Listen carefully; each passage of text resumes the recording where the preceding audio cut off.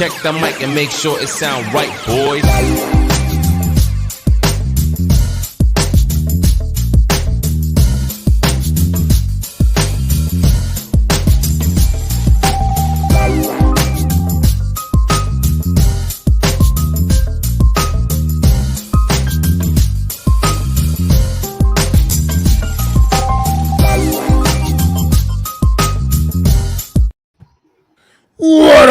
What up, sports fans all over the world? It's your boy, MacDaGiantsFan, here chilling with his fellow horseman, NYG Jeffy T 3285, Adam Costas. Our other Horsemen Zion Zenith will be joining us shortly. This is Premium Takes, episode 28. Let's go, baby. This one's for the fans. How y'all gentlemen doing today? How y'all doing really well, man. Today, How you doing?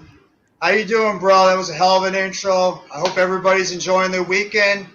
It's all about you guys. Let's get fired up tonight for another great Premium Takes. Absolutely. Woo! I mean, how can you not be fired up? Mac is bringing the heat in training camp off season. This is why we do this show, because we want you guys to know this is the last weekend without football, people. The last weekend. So we thought we'd bring you, to end the weekend, a football special brought to you by these three gentlemen, the four horsemen, right here, and Zion Zenith, where we decided we needed to give the fans what they want. Unlike the WWE, we have listened. So tonight we're going to go over many things. Mac, awesome intro. When that song came down from Hardcore Sports, I was like, damn, Mac is the perfect guy to bring us in because he's like Barry White. He's smooth. Bring us in from that smooth beat. I loved it, Mac. Way to go. Way to get the street fired up. That's what I'm talking about, man. And, it's like you said, everything NFL edition here, man. It's a special episode of Premium Takes, man. We figured we have some fun with some football talk today, everybody. Want y'all to get involved, heavily chat, chime in, try to address as many of the questions as possible. We got some topics to talk about as well, man. And I'm going to bring up the first one, as a matter of fact, and Adam can give us a little history on how this topic came to be. So, ladies and gentlemen, I tend to have a lot of conversations with a lot of people. And during these conversations, things come up. One of the things that came up was about Lamar Jackson. Now, in the conversation, it was brought to my attention that Lamar Jackson was a good passer. I wanted to dispute that, but it wasn't met with the correct criticism, because Lamar Jackson is a good player. However, I do not believe he is a good passer. And so the debate went on back and forth whether or not he was good. Well, don't believe the stats. Believe the stats. Is he really a good passer? Don't believe the numbers. Well, I'm going to dive in real quick to those numbers, okay? Lamar Jackson, the year that he was the MVP in 2019, threw for 3,000 yards. In 2020, he threw for about 2,700 yards. And in 2021, pardon the voice crack right there, he threw for 28+ hundred yards. So to me, when I look at stats, and a lot of people don't want to look at stats, that's not a good passer to me. So I went back and forth after the conversation was over, and I had to mully about this. So I thought here, and I said, hey, you know what? Let me ask the guys. And the guys were like, you know what? We're going to debate this on Premium Take. So I know I got there in a long-winded way, but fellas, do you believe Lamar Jackson is a good passer, top 20 passer? Let me hear your guys' thoughts. You want to take it away, Jeff, or you want me to lead off? I guess I'll lead it off. All right, go ahead. Do I think Lamar Jackson is a top 20 passing quarterback? I hate to say it, but no, I don't, because he hasn't really proven it consistently through his first few years in the league. The guy has just pretty much been mainly known as a quarterback that makes plays out of nothing, uses his legs, has a lot of design runs by their offensive coordinator, and the personnel dictates that for his offense in Baltimore for the past 4 or 5 years he's been in the league. When it comes down to it and those plays aren't there and he's against a defense that can shut down those design runs or even him running the ball in general, Lamar Jackson hasn't proven, especially even in the playoffs, that he hasn't been able to become a good pocket passer. He struggled with his accuracy. He doesn't have a very deep arm at times. And he's had turned the ball over way too much at times, too, when it comes down to those clutch moments. So I would probably put him a little bit outside as a top 20 passing quarterback, because right now he hasn't proven it yet in his career. And unless he starts, becoming more of a consistent pocket passer, when the Ravens get into the regular season as well as the postseason, I can't say it right now. He just has not shown it on the film, in the games, and especially when it comes down to those clutch moments. If you could shut down those design runs, you could pretty much shut down Lamar Jackson, because he's got to go out there and prove it. Matt, take it away. Yeah, I'm going to agree with most of what you said there, Jeff, man. Like, here's the thing. I want everybody to understand what we're talking about here. We get the talent that Lamar Jackson possesses as an elite, high-end athlete. We're not even debating that right now. Just that alone tips the scale for him, and it still makes him kind of in the upper tier of quarterbacks, so to speak. But when it comes down to him just as a passer, when you force him in that pocket and make him have to deliver strikes with his arm, that's when Lamar Jackson becomes, it's like kryptonite to him. It becomes it weakens him a little bit. So that's what we're talking about here. So is he a top 20 passer? In my opinion, hell no, he's not. There are absolutely at least 20 or so quarterbacks. If I need a pass to be delivered, I'm going to put that ball in their hand before Lamar Jackson. And that's just not a knock on Lamar. Like I said, I'm acknowledging his talent. He's our top athlete. He absolutely earned every bit of that MVP a few years ago. It's just 100%. He's a great athlete. But when we're talking about specifically him as a passer of the football, Lamar Jackson is definitely on the bottom half of the league statistically in that category. It just is what it is. And that's kind of the argument I've had with Lamar Jackson, is what Mac was saying. I agree that he's a great athlete. Again, I'm not surprised about him as an athlete. I have seen Michael Vick and also Randall Cunningham. So, I don't want people to think that I'm not wowed by what he's done. I've seen guys do it and get it done at a high level. I mean, Randall Cunningham was one of the best passers in his decade that he played, right? So, and one of the best dual threat quarterbacks. Remember that game he flipped over Carl Banks for a touchdown? I mean, like, we've seen this kind of guy. And the difference between Lamar Jackson and like a Randall Cunningham is Randall could get you down the field, deliver the ball when you needed to be, and win the game with you, right? You don't need if you take away Lamar Jackson's strength, which is his legs, can I trust you to win the game? And if the answer is no, that's something you got to work on. And it doesn't mean that he can't develop this. It doesn't mean he doesn't deserve all the accolades and praise that he gets. All I'm saying is strictly if life's on the line, game on the line, I don't trust Lamar Jackson as a passer. That's just me. And one thing I was going to add, I think some of his people look at something and say, "Oh, his numbers aren't that bad." His pass numbers are pretty anemic. And if it wasn't for Mark Andrews, to be quite frank, bailing him out a lot of times, because Mark Andrews is a good big tight end, one of the best tight ends in the league, obviously. It's a big target. And Lamar Jackson can throw some of those little janky high passes, and Mark Andrews goes up there and gets them. Just kind of bails them out, where some other people just aren't going to make those plays. He's had good enough receivers, and he definitely has a great running game, because not only does he run the ball well, Baltimore usually has a great complement of running backs that also keeps that running game alive in Baltimore, man. So it just goes further to show you that Lamar Jackson he's just definitely can't be called an elite passer of the football, folks. And we're just trying to clear that argument up right now. Olivia, we will be moving on to him soon, but we're still on Lamar Jackson and just how this is going to manifest. I'm looking at a few things here, guys, with Lamar Jackson.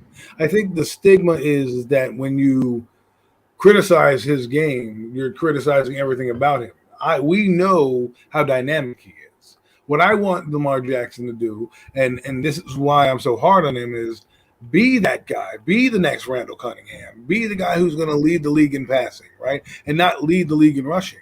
Because if you can do that if you look at all the quarterbacks right now that have won the playoff games, most of them have been in the pocket. And it's not that it's a knock on those guys who get out of the pocket. It's just that sometimes when like Tennessee takes your strength away, can you beat Tennessee a different way? The great ones are the ones that find a way to kind of move the chains and do things that they're not comfortable doing, a la Mahomes and Josh Allen and Tom Brady. I mean, that's until Lamar Jackson can start developing into a better pocket passer. The Ravens will go so far in the playoffs. If it's going to take them a while to get to where they want to be, and that's the Super Bowl, because all the quarterbacks you see in the league, what are they able to do besides be able to scramble in and out of the pocket when the plays break down in front of them? But they're able to sit in the pocket and make those throws to the receivers when it's there. And Lamar Jackson has struggled with that consistently. So until he's able to become more of a consistent thrower, accurately get the ball to his guys, and even if it's like somewhat of an off-balance throw, the great quarterbacks make those throws. Josh Allen, Patrick Mahomes, Tom Brady, Aaron Rodgers, Justin Herbert, even Joe Burrow, these guys make those throws. Lamar Jackson has got to be able to improve on that part of his game, and until he's able to do that, he's going to be a little bit of a notch below towards any of those other quarterbacks. And the Ravens might just be a good playoff team, but they're never going to be to like a Super Bowl level unless Lamar Jackson's able to evolve his game to that type of level. Like, yeah, as good as he is at basically everything else, he really, he's at the end of the day, he is a quarterback, and he needs to get that together, man. It's just going to be games where our defense is going to contain you. They're going to bottle you up in the run game, and you got to figure out a way, man. They got to know that you can beat. They don't have any fear in you and when they make him throw the football. That's basically what I'm getting. Exactly. Defenses, Exactly. when they force him to be a passer of the football, they don't fear him nearly the way they do when he's getting out on the perimeter and running and doing all the other exciting things that he can do. And there was a comment up here earlier, I think it was Almighty Finesse, about he would trade half the Giants roster for Lamar Jackson. How you guys feel about that? Listen, I'm not saying we don't want the guy on our team. Yes, I want Lamar Jackson over Daniel Jones for obvious reasons. Absolutely. He is a dynamic weapon. He's a dual threat. I can do a lot of things with him. But all we're talking about is mechanically, can we get him to be a better passer? Can we give him a less – because at the end of the day, he's 25. You can take these hits now. But when you get to 28, 29, the league is wearing on you a little bit. You're safe in the pocket. And if you can't throw the ball from the pocket, you're going to end up like Cam Newton, who basically got beat up because – he didn't stay protected. And so for me, I would take him here. Now, that's a good question. Jeff, I would like you to respond to, I guess, the Giant one, and then we can talk about this one here. Well, would I trade half my team? No, I would not trade half my team because there are some players on the team that, I would like to see them build around. In terms of would I take Lamar Jackson over Daniel Jones, of course, because I think just as a talent overall, he's more – I'll get to that point in a second. In terms of like what he would bring to the Giants, of course, he would give that dynamic option. You could do a bunch of design runs with him. Imagine Lamar Jackson with Saquon Barkley, Kadarius Toney, and Wan'Dale Robinson. How much fun that offense would be with those four players you could use in that offense. But at the same time, you still struggle if opposing defenses could stop those types of special technique plays. Lamar Jackson's going to struggle to try to get the ball to his receivers. So you got to think about that in terms of. Would I take Lamar Jackson over Joe Burrow? I'm sorry. I'm still taking Joe Burrow because that guy's proven already, and he's made it to the Super Bowl, so he can't be that overrated if he's been in the Super Bowl already and actually had a chance to win it. I think Joe Burrow's overall talent in terms of being a pocket passer and even being able at times to scramble out of the pocket, I think he's just a more developed talent in terms of being an overall quarterback than Lamar Jackson is right now. You could go either or, but I would take Joe Burrow over Lamar Jackson. So if you were in the position that you were drafting right now, and those two guys are on the board, and you have the tape that you have now, right? Like you're drafting them right now. What's up, Coach? Who are you taking right now? I'm taking Joe Burrow. Yep, taking Joe Burrow. Not even thinking twice about it. Same thing. But shout out to a couple people in the chat real quick. Almighty Finesse, thanks for stopping in, being so active in the chat. Coach Ed, Olivia, Mitch Koski, Classified Joe, appreciate you, man. Mitch Chad Schrader, Further What's going on, AM, bro? Super Taj, Logan. Appreciate y'all, man. Levance, appreciate y'all coming through, man, showing us some love while we doing this stream, man. Mighty Finesse, you got some strong takes right there, my Yeah. brother. But I just can't. As a quarterback I prefer is Joe Burrow, man. If I'm picking between those two guys right now, who I would want. Lamar Jackson is exciting, but Joe Burrow gets it done is a lot more effective at the quarterback position, in my opinion. Okay. And Mr. Almighty, if Joe Burrow hasn't proven anything, how come he was in the Super Bowl last year? That's kind of proving something. So I mean, when you make it Well, I to the mean, Super yes, Bowl, he did prove something. He proved to overcome. Like, he had 9 sacks against the best team in football in his conference, and coming off a torn ACL. Don't forget about that. and he ended up winning the game, driving them down when they needed it the most, On playing their home field. right, playing smart against the Titans. The Titans game was a tightly contested game, but if he fumbles the ball anytime or tries to be a hero and gets the ball intercepted on those 9 sacks, the game could be a different story. So that maturity tells me that in a clutch situation, I can trust that he's going to make the right decision. And so for me, that's what he's proven to me. Absolutely. Absolutely. And you might not like Joe Burrow as a quarterback, but you can't discount what the guy's done. And remember, he's coming off a serious knee injury. So most quarterbacks and most players, when they come off a serious injury, they don't play that well. And Joe Burrow even got better while coming off a serious ACL and MCL tear. And he took his team to the Super Bowl. And let's not forget, if he was able to see that last play of the game and he saw Jamar Chase leaving Jalen Ramsey in his dust, Bengals would have won the Super Bowl. And he, like you just mentioned, Adam, when his team needed him to lead him down to the field and get that game-winning touchdown, Joe Burrow did it. See, let me address this comment right here. Going to the Super Bowl doesn't prove anything. Okay, from one standpoint, you're right. We've had the Trent Dilfers of the world. Yes. We've had quarterbacks like that go to the Super Bowl, and we know that they're not very good quarterbacks. Okay, we get it. But if you watch that playoff run last year, the Cincinnati Bengals don't go to the Super Bowl without Joe Burrow being the quarterback of that football team. He absolutely led the way. And like Adam just said, that Tennessee game, he got sacked. He got beaten up in that game, and he just kept getting back up, getting the job done for his team. Went on the road the entire playoff run and just in a magical run to the Super Bowl and almost beat the Los Angeles Rams in the Super Bowl as well. Behind, once again, another strong effort by Joe Burrow. So I'm not sure what you're looking at when you watch Joe Burrow play, man. That kid is absolutely the real deal, man. And he's on his way, barring any kind of serious injuries, to have a very special career. I want to touch on something that Mac, I think, is working on here, right? Go down memory lane with me, all right? In 2018, a curly-haired gentleman by the name of Patrick Mahomes started for the Kansas City Chiefs. And so in 2018, the march to greatness began. So every year that Patrick Mahomes has been the starter, they've been in the playoffs and have gone to 2 AFC championship games, won a Super Bowl, and won 2 AFC titles, right? We can go through the history, right? 2019, they ended up going to the Super Bowl, beating the 49ers. 2020, they go to the Super Bowl, lose to Tampa Bay. Last year, they they beat the Buffalo Bills and lose to Cincinnati. The year before that, in 2018, they lose to New England Patriots in the AFC title game. Guess what? The consistency factor of all those teams were Patrick Mahomes. Yep. The fact that he is so good gives that team a chance every year to win. What happened to guys like Brad Johnson? Where were they the next year? Where's Nick Foles?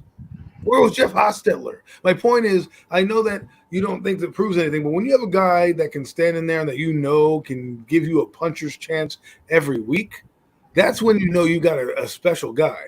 When you know, like Eli Manning, whether you liked him or not, inside of 2 minutes, you're like, man, we have a chance to win this game. We have a chance to win this football game because we have number 10 under center. And it takes a special kind of player to be like that. And to me, getting to the Super Bowl, yes, I understand what he's saying. It doesn't prove anything. Yes, he missed the throw in the Super Bowl, and we can go tit for tat on things as to what he did wrong and things that he needs to grow from. But from a guy going from his first year to a second year to understand the offense, the moment wasn't too big for him. It's not like he was scared in the Super Bowl. It's not like he was throwing interceptions and looking terrible. He took what the defense gave him. He played into the Rams' hands. It's not his fault his offensive line crumbled at the end of the game. Now, how do you guys feel about this comment right here that Taj just brought up? If you had to pick between these two guys, I think it's a little bit closer, between Deshaun Watson and Joe Burrow, player for player. Like, how do you guys feel about that one? Now, this is just to me. Sorry, Mac. I have an idea here. That to me, this becomes your flavor, right? So I look at it as 2 jars of peanut butter. One's Jif and one's Skippy. Whatever you prefer, they're both going to be good. So that's how I look at it. Right, I'm going to enjoy either getting Jif or I'm either going to enjoy Skippy. It's just going to be whatever flavor you want because these guys are guys that you want. Like, What's up, Squad? I know that Deshaun Watson's got a lot of baggage, and I'm trying. I know we can't eliminate it, but for this exercise, if we're talking about baggage less Deshaun Watson and Joe Burrow, I have to be like, yo, it's just your flavor of the month for me. Like either one, I'm taking. Doesn't matter. Vanilla, chocolate, strawberry, whichever. That's a tough, man. That's a toss-up. I mean, you're talking about 2 guys that I feel like are just really, really, really good quarterbacks here. Deshaun Watson maybe can give you a lot more outside the pocket with his legs. They're both really good, have good superior arm talent. I think me personally, if I'm picking between the two right now, I probably will go with Deshaun Watson myself personally between these two. But Joe Burrow definitely has the skills to make me probably change my opinion another year or two down the pike. Let me ask AK something real quick. AK, if I were to, I know we can't get rid of the off-field crap, but if we were to clean slate both Joe Burrow and Deshaun Watson, would that make you change your mind if you were to pick Watson? I'm just curious. Just want to say player for player, not person to person, because obviously we know what's going on. Yeah, I'm not trying to get into all his business. All I'm saying is if you were to start a franchise, no baggage, 2 guys, Watson and Burrow, would it be different if the allegations weren't there? I'm just curious. Almighty Finesse is obviously not a Joe Burrow guy, and that's fine. You're allowed to have that opinion. Listen, if you don't think absolutely. What's going on, Alex, in the chat? I mean, there's another guy that I happen to love who I'm loving more than Joe Burrow and even more than Patrick Mahomes, and I love Patrick Mahomes. And that's a guy that also plays in the AFC East and in the AFC. And no, I'm not talking about Goldilocks down in Jacksonville. I'm talking about the blonde bomber over in L.A., the guy that plays for the Chargers, because my man, he's throwing lightning bolts all over the field. Justin Herbert, I don't know what you guys think about him, but me, oh, my God. When I watch him, I'm just like, it just drips freaking NFL quarterback, soon to be NFL MVP. I think he's got all the accolades coming to him. I think he's got that much talent. How do you guys feel about it? I think I've expressed my opinion, Justin Herbert, quite a bit on this podcast over the course of the last couple of months. Justin Herbert is my guy this year, 100% on that Justin Herbert train. Man, you hate everybody, Almighty Finesse. This kid is he has more to prove, Almighty Finesse. I agree with that. But he's already proven so much as well. So I'm just... I think he said that he has proven more than Burrow. He thinks he's proven more than Burrow. Look. I look at it like this, okay? Sorry, Mac. Let me clarify why I like Herbert, okay? People are looking at what he is. I'm looking at the talent that I see with this guy. I don't know. All I can look at is what I got in front of me.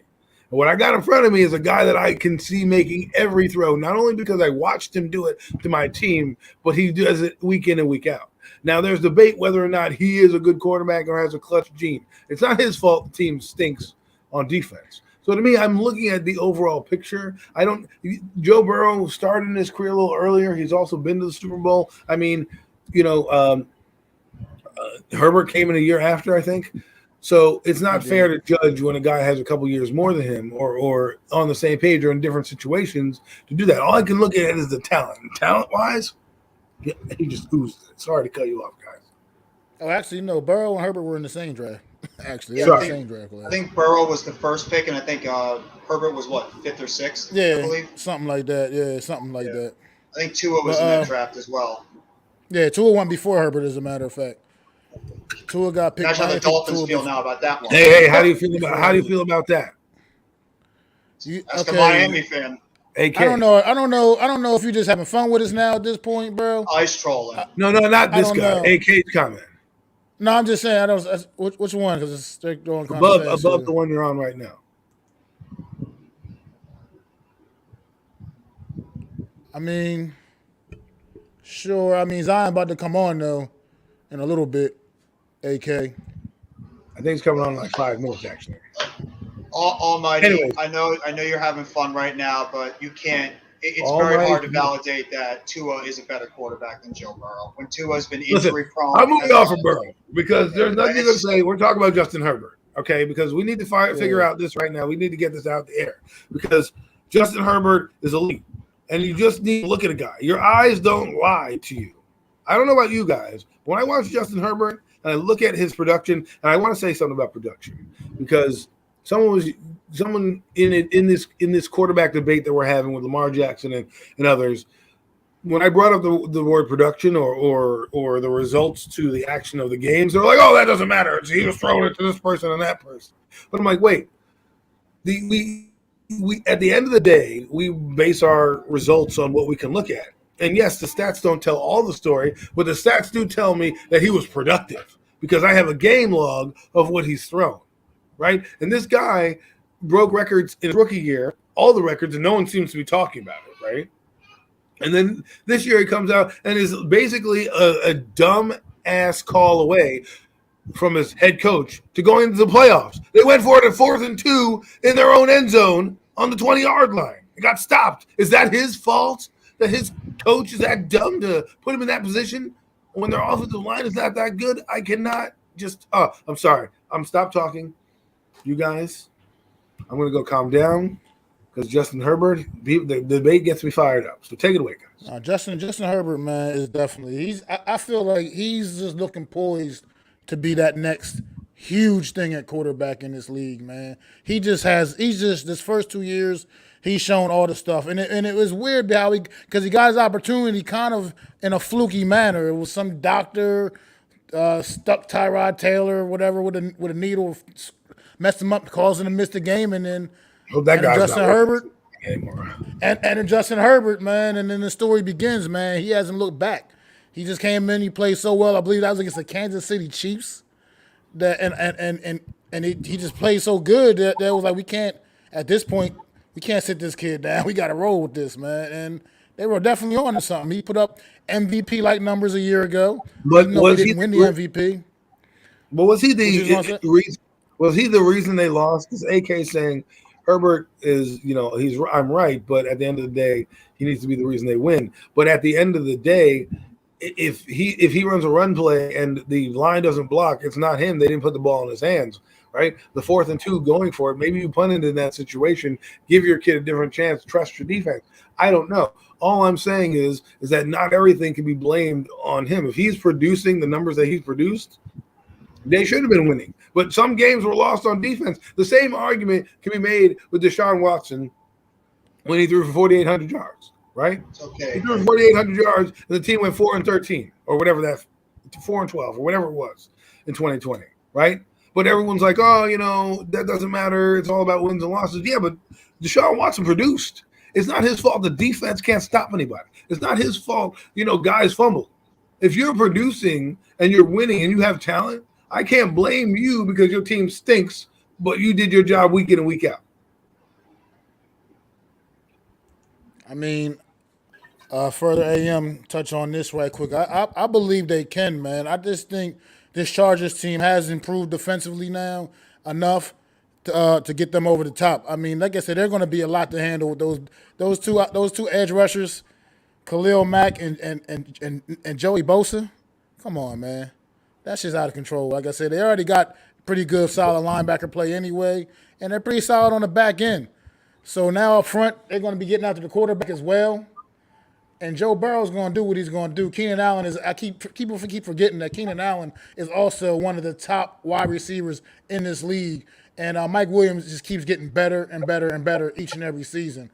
So I think this offense is going to be cooking, and I think the defense is going to be good enough to get the job done. And they're in obviously the most competitive division in football, but it's going to be fun to watch, and I think Justin Herbert's going to be the reason that takes this team over the top. Like I said, I'm standing by my pick.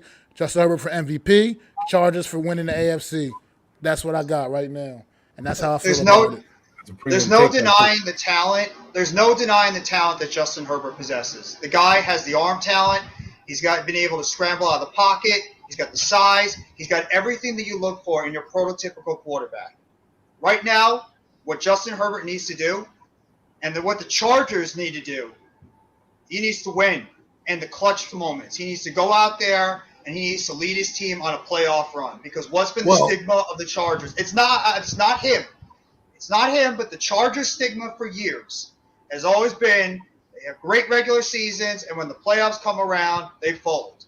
They always find odd and weird ways to fold when the clutch moments come. Justin Herbert, as good as he is, and I think he will be in the conversation for an MVP candidate this year, he's got to change that stigma, and he's got to go out there and he's got to ride this team to a big-time playoff run and even a possible Super Bowl run. That's what Justin Herbert's got to do. I'm gonna go. I'm gonna dive. Can I say something real quick? Real fast before you go off, Adam. I think the rest of the Chargers team needs to get on Justin Herbert's level. I don't think we're putting it on Justin Herbert's shoulders. Justin Herbert's doing his part. He's doing what he needs to do. No, I said the whole team. It's everybody. The rest of the team needs to catch up to him. Do it. Thank you, man. I think they've made the moves to do that. Is what I'm saying. That's what I've been getting at. No, that's what I meant. The whole team and Herbert's got to get to that level. Yes, but like I was saying with Deshaun Watson, it's like if Deshaun Watson raises his game and is throwing all over the yard, and somehow you still are losing, at what point does it become, the guy is doing enough to put you over and be an elite levels talent to, his team loses. I mean, Matthew Stafford, case in point.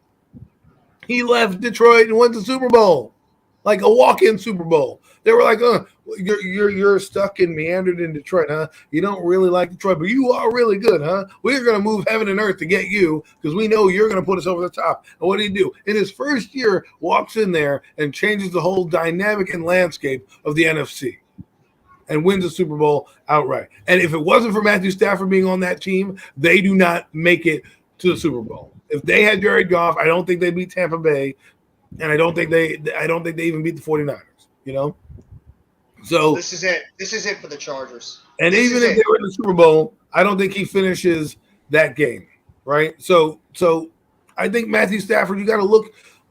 What is the saying? See the forest through the trees. You got to see the forest through the trees with this guy. This guy oozes it. Why do you think they're stacking up? Why do you think they're bringing in all these defensive weapons? They know they got something good. This is it. The Chargers have put everything. They've pretty much fixed it. They've piled up on that defense. They got him another good offensive lineman. You still have a bunch of good receivers. The tight end isn't bad. You still have Eckler in the backfield. We already know how good Herbert is. Chargers got to get it done now. They have the team to be a Super Bowl team. They have to get it done. I just want people to get off this narrative that it's Herbert's fault if they don't get it done. It's not. This kid is doing his part more than his part. This past season, Justin Herbert did more than enough for the Chargers to be a good team, at least for his offer, with his effort. Right. The rest of the team can't get up to that level and play at that level, then that's unfortunate. But we can't sit here and keep saying Justin Herbert's not this because he's not getting over the hump. He's doing what he has to do. His numbers say he goes out there and does what he got to do. He gets it done. All right, let me read you something right now. All right, I'm going to read two blind numbers. So this particular person right now, he was in the discussion. He played 12 games. He threw for 2,882 yards, 16 touchdowns, 13 interceptions. The guy in question we're talking about now, who apparently hasn't produced and is not a good player, only threw for, I don't know, 5,014 yards, 38 touchdowns, and 15 interceptions. So the first guy I read to you was Lamar Jackson's stats that he played. The second guy I read to you was Justin Herbert's stats. The difference between a guy who's going to be a franchise guy and keep you in games. Like I said, the last game of the year, there were some boneheaded calls and decisions by the head coach, dumb defensive plays given up that hindered that team, right? Remember, the Raiders were going to let the Chargers into the playoffs, right? The Charger coach was a little arrogant and didn't want to, punt or whatever, and he was like, the Raiders were like, screw it, now we're going to win. So how do we know he doesn't get to the playoffs? Excuse me. How do we know he doesn't get to the playoffs? And how do we know he doesn't dominate? All I'm saying is a guy like Herbert, a guy like Burrow, a guy like Mahomes, every year gives you a chance to be in the dance. Every single year. I mean, I totally agree, man. I brought up a controversial. Go ahead, Matt. Go ahead. I was going to say, at the end of the day, football, as much as we like to give the quarterbacks are the highest paid players on the team, all that, and they get all the accolades for if the team wins. They take all the heat when the team loses most of the time. The reality is football is a team game, and you need the whole team to perform at a certain level to win championships. It can't just always fall totally back on the quarterback. Another prime example will go a couple years ago in Super Bowl with Patrick Mahomes. As great as Patrick Mahomes was, that offensive line was clearly in disarray that game, and it just couldn't get the job done. What's going on, Lou? He just couldn't get the job done. I mean, he did everything he could. He did everything he could. But it just wasn't quite enough. His effort alone wasn't quite enough. You need help from the rest of the team, pretty much. You're hitting the nail on the head every time, and that is the reduction of the quarterback is not the reason they lost the game. And if your quarterback is the reason you're winning the game or up in the game or having a great game, and because your kicker misses a field goal or your friggin' defense is porous and you lose a football game even though you drove downfield and scored, you did your job. Look at Josh Allen. And case in point, do I blame him for the Kansas City game that they lost in the divisional round? No, because twice he brought his team down the field and scored. Right, it took the lead. His defense was horrendous, but yet losses hung up on him. But do I think Josh Allen's not a good talent or is not a good quarterback? No, his performance was legendary. If he wins that game, we're probably talking about that forever. Like, oh my God, did you see Josh Allen? His epic performance. Instead, it goes on to Mahomes' record and Mahomes' triumph. You know what I mean? I agree 100% with what both you guys are saying. I mean, you're absolutely right on the whole thing. But all the time, whether it's fair or not, the quarterback will still somehow get the blame a little bit if they don't win those games. There's always those people out there that will still put the blame somehow on the quarterback, no matter how good they are. And there's going to be people out there that are going to say, can Justin Herbert win the big one? Can Josh Allen win the big one? Will Joe Burrow get back to it's there, whether it's fair or not. There's always those people out there that are going to criticize the quarterback, even if how good they play. When we get to the playoffs, right? Like scenarios like this. I'm thinking like the NBA. And walk down the NBA lane with me right now. You guys are NBA guys or old school NBA guys. Charles Barkley doesn't have a championship because he played Michael Jordan in the finals, right? So my point is that sometimes it's also the teams you meet. So if he's going to the playoffs and he's getting his team there, but again, he's meeting, Tom Brady or Russell Wilson or an elite defense that is going up and down the field, or his defense is weak, it shouldn't define who he is. Remember, look at Eli Manning, right? We had the Giants playing in the Super Bowl. That defense played out of its mind, but Eli had a couple epic games that if he doesn't play the way he does, we don't win those games. What's up, Josh Brown? He doesn't make the throws that we believe he can make, we don't win those games. And I think, for me, the conversation is more about the guy, like a Matthew Stafford. If I don't do anything for this quarterback, he's going to end up being on a losing for a decade and then has to be traded away and win Super Bowl somewhere else. If smart teams say, oh my God, this guy is fantastic, let's start to build around him and not screw this up and see what happens. And that usually ends up you being competitive for years to come. All right, man. Well, look, I think we all seem to be somewhat in agreement about Justin Herbert's abilities and talents, but let's kind of move it on a little bit. Let's talk about a team that obviously is not going to be a big hot topic, but they just became a little bit in the news a little bit this offseason with the acquisition of Baker Mayfield. And you think people may be overlooking this Carolina Panther team, which whether people want to admit it or not, has upgraded the quarterback position, I feel like pretty significantly, and could make them pretty much a lot more competitive than people think. How do you guys feel about the Carolina Panthers? Do you think people are overlooking these guys this year? I mean, I think defensively they're a very, very good put-together team. I mean, I like their defense overall, but Baker Mayfield has struggled when it comes to injuries lately. He hasn't been consistent as a quarterback. You got a young offensive line that's also going to be gelling together. They have two brand new offensive tackles on each side. I mean, DJ Moore is a very good receiver. We all know how good he is. McCaffrey, when he's actually on the field, key words, on the field, he's one of the best running backs in football, but the guy's he's struggled with injuries. Robbie Anderson, we don't even know if this guy wants to play football or not half the time because he was too busy having Twitter issues with not wanting to have Baker Mayfield as his quarterback.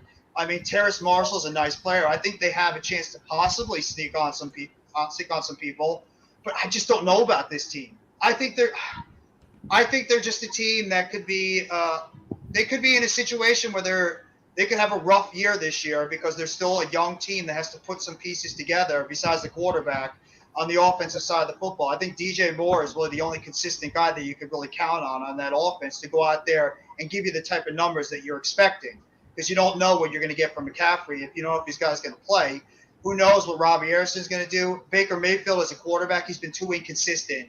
I mean, he had everything in Cleveland, and he still couldn't get the job done. I know he was playing with bad shoulders, but at the same time, that guy had everything on that offense, and he still struggled. So I just don't know. I think Carolina, if they're going to do anything this year, the offensive line's got to gel a lot quicker than most people think. They have to come up with a good offensive scheme to fit Baker Mayfield's talents, and that defense has got to carry him this year. Adam, take it away. Well, I'm intrigued by this move here for the Carolina Panthers, and the reason I am is because Baker Mayfield is better than what they got right now. Right now, Sam Darnold's a bum, and Matt Corral is unproven. So you get a guy, well, whether you like him or not, has proven to make it to playoffs, played in big games, even performed in big game. Again, his team played, Patrick Mahomes. So, that's another reason why he didn't advance in the playoffs. But my point is that Baker Mayfield brings that offense to competency. You're not going to see him go in there and do dumb things like Darnold's going to do, because he's going to be asked whether or not he comes in with a chip on his shoulder. That's on him. But I think they're going to be like, all right, you're competent enough to run our offense. It's just going to be a different game in week 2 because he'll be able to execute a little differently. And I'm not saying he's going to be great. I don't want people to think, oh my God, Adam went down memory lane. All I'm saying is he makes the team more competitive. He makes the team a little bit more of a challenge going forward because he's not as terrible as Sam Darnold. He did have stuff in Cleveland.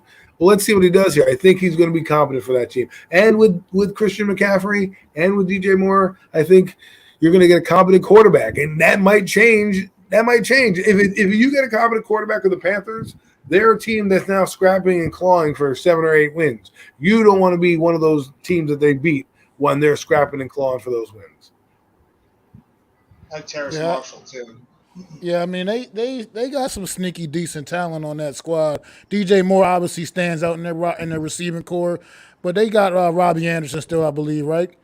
Yeah, Robbie Anderson still down there, and they got, like you just talked about, Terrace Marshall, and obviously we know what CMC is. He's one of the best running backs in the league when healthy by far, and he gives them a lot in the passing game as well. So Baker Mayfield, if you think about it, I don't know. He seems kind of fragile mentally to me personally. That's how I feel about Baker Mayfield. But at the same time, if he looks at this, takes this reality, like understands that look, you don't get many opportunities at this NFL stuff, man.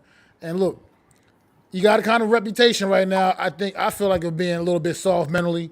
Can he go there, revitalize his career? You never know. Go in Carolina. Understand this is maybe could be potentially his last chance at a legitimate starting job opportunity in this league, Well, and I realize think it that he is has his to last step chance, it to be up, step honest. things up. I think it is the last chance. let's ask this question quickly. Are we? And I'm playing devil's advocate. I'll be Baker Mayfield's lawyer right now. All right, he doesn't pay me, but I thought I'd play the part right now. So Baker Mayfield is in his room, feet up, drinking some lemonade.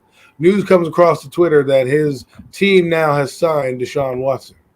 Okay, now they're going through negotiations, whatever, and they're like, "Oh, we don't want Watson anymore," or we need you back, Baker. How would you feel? I mean, yeah, I get why he's a little salty. Do I think that he was overblown, a little overhyped coming out? Yes. And do I think that overinflation has led to the disappointment of who he is? Yes. But his resume is okay. It's not the greatest, but it's greater than some of the quarterbacks in his class. And that's not saying much. I mean, Lamar Jackson's in his class, right? Josh Allen's in his class. Right now, he doesn't deserve to be the number one overall pick if you were to redraft that draft, right? Oh, absolutely So, not. exactly. So, and I agree, Lou. But at the same time, what I'm saying is, when you have a guy that can understand an offense and quickly transfer it and is looking to prove something and is better than the junk you have starting, well, it gives you a fighting chance against teams like the Giants who are also trying to find their way. I'm not saying the Mayfield's going to be great, but all he has to do is be game manageable, which we know he can be.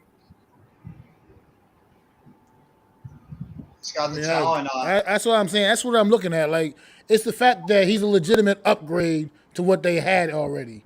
I mean, Yes. come on, let's face it. He is better than Sam Darnold, and I would like to think that he's better than Matt Corral right now at this stage of their careers. So he's an I upgrade. still find it hilarious if Corral wins that starting quarterback Yeah, I mean, job. he's definitely an upgrade from what they had, and it gives them a better chance at winning football games. I mean, I'm not saying their division that consists of the Tampa Bay Buccaneers and the New Orleans Saints. I don't think they're knocking either one of those guys off. You know what I mean? But I think he gives them a better chance to be a lot more competitive this year. So I think he's above. Right here. Right. The What about point, this but the question point, right here? real quick, yes, he is a bust for a number one pick. Yes, that is for sure. I've seen worse, like Jamarcus Russell comes to mind. He was one of the worst first round picks of all time, but he's not like the worst guy. But if you were to redraft that draft, is probably not going number one right now. It's Josh Allen. Josh Allen's going number one if you redraft that draft. Probably Lamar right Jackson number two, and then maybe somewhere down in the teens and 20s, Baker Mayfield, right? So my point is I don't think he's great. No one is saying 11-6, Adam. Just a minute. Might be the team above that in the comment that might go 11-6, not us. It doesn't mean that he's not good. It's just a competent quarterback. Like Max said, he's smarter than the guy they have now, which doesn't mean he's great, but it gives him a better chance to win a few more games because he's not going to be as dumb as Sam Darnold. We already know that. We've seen it. I know people don't like people, and this is another reason why they evaluate guys the way they do. If you have a bias towards a guy, you're like, oh, frick Baker Mayfield, that freaking fucking jerk. He stabbed the flag and did all that other crap in college. Blah, screw him. You know what I mean? He plays for Cleveland. Cleveland stinks. And then you really peel back the onion, and it's like you need to look at him as a quarterback. Yes. Is he better than what they got? Yes. Can it work? Is it functional? It's like it's like when I was a kid back in the day, right? We couldn't afford many cars. But if we got one that worked, we tried to keep it around for a little while, right? Baker Mayfield is that car that can work for you. He's better than what you got.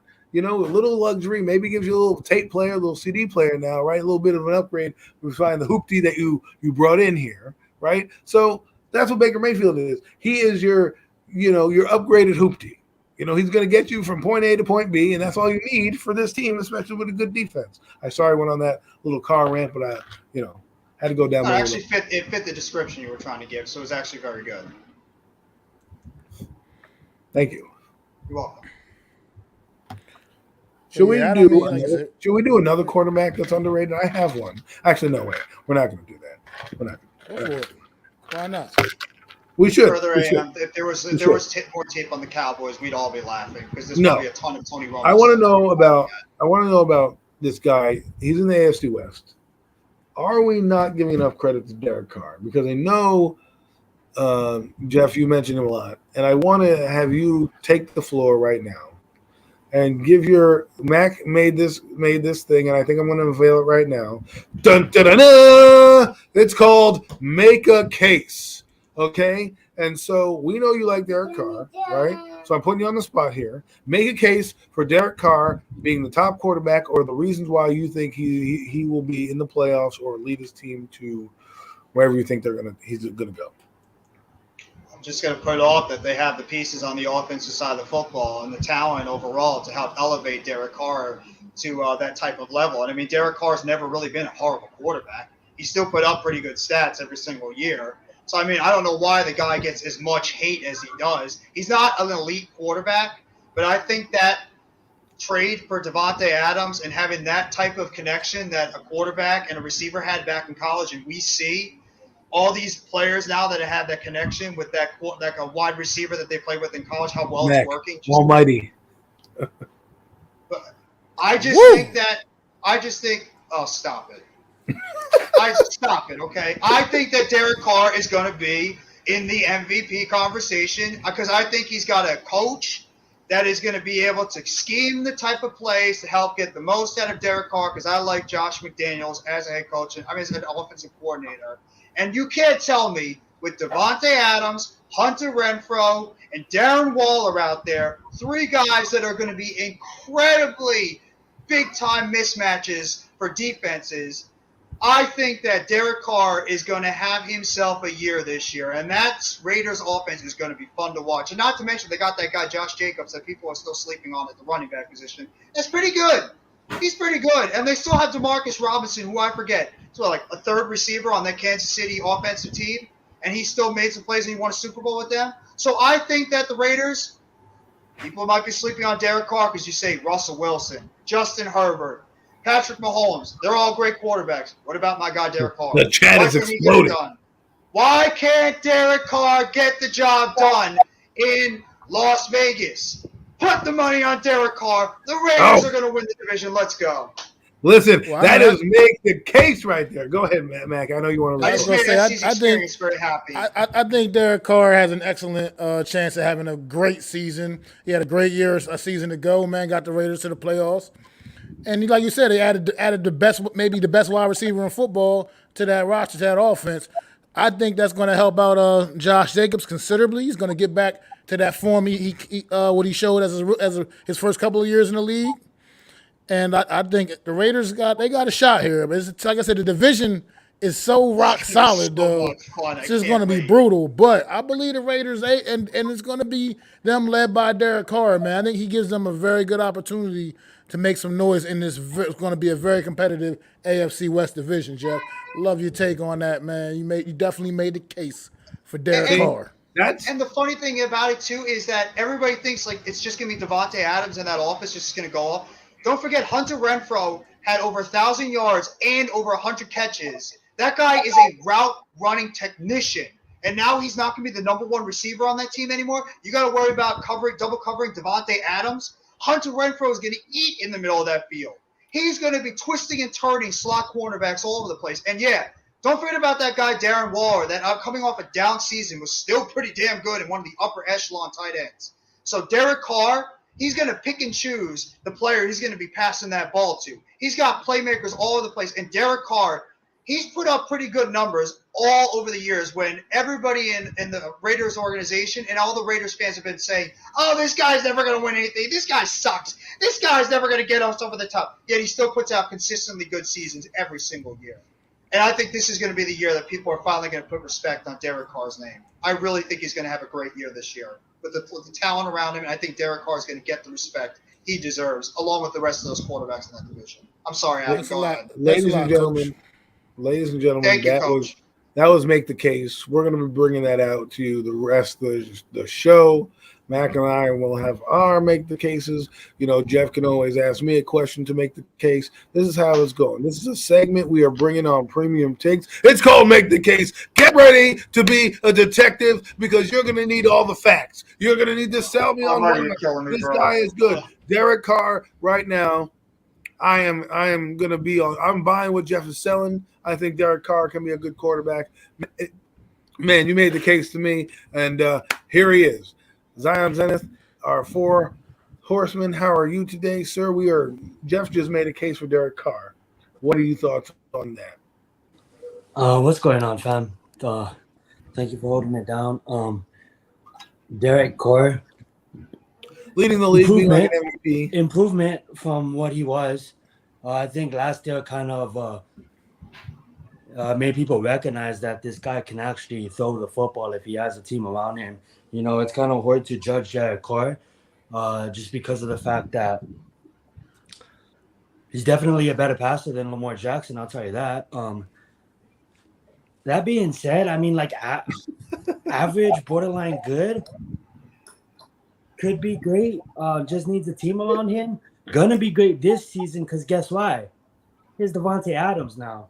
So that being said, he can actually he took the next step forward last year, but I think it wasn't a fluke. I think he's gonna repeat that. And I know Jeff. I don't know if he spoke on this matter yet, but I think I just turned off the course, so I think I missed his take on it. But I know Jeff is really high on the Raiders, and for good reasons. If you ask me, Daniel Jones or Derek Carr, I'm taking Carr every day of the week. You're bringing him in. Absolutely. You're bringing him in there. No, we haven't gotten to that segment. Think about who Derek Carr was throwing the ball to last year. Think about who he's throwing the ball to last year. Zay Jones, Brian Edwards, and Henry Ruggs, and he was putting up great numbers.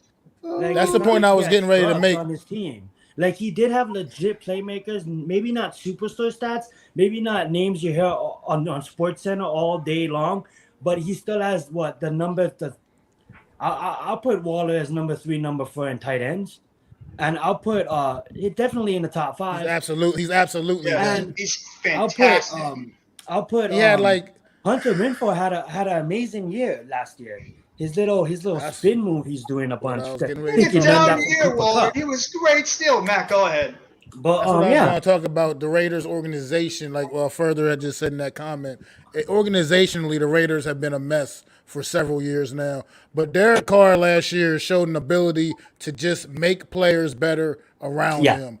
Let's face it, Waller is one of the best tight ends in the league. We'll give him that. That's all well and good. But Hunter Renfrow is the kind of guy I get those Wes Welker vibes from Hunter Renfrow. A guy that doesn't look like a superstar. He doesn't look like he should be very good, but you put him in the right situation with the right quarterback, and this guy quietly breaks 1,000. This guy is good. This guy is good. Absolutely. So I love everything about that, man. I'm still here. I love everything about that, man. Derek Carr, bro. I see big things from him this year. Like I said, this is going to be fun watching that whole division play football this year. We talk about it a lot on this show, that AFC West. That's just going to be some great football to sit back and dig your heels into this year, man. And Mac, just to bounce off that quick point you made about Hunter Renfrow, the guy he's not the biggest, he's not the fastest, he's not the quickest, but you know why he's as good as he is? His route running is spectacular. That guy is one of the best polished wide receivers in terms of his route running. That's how he's able to create that separation. He's got incredibly good hands.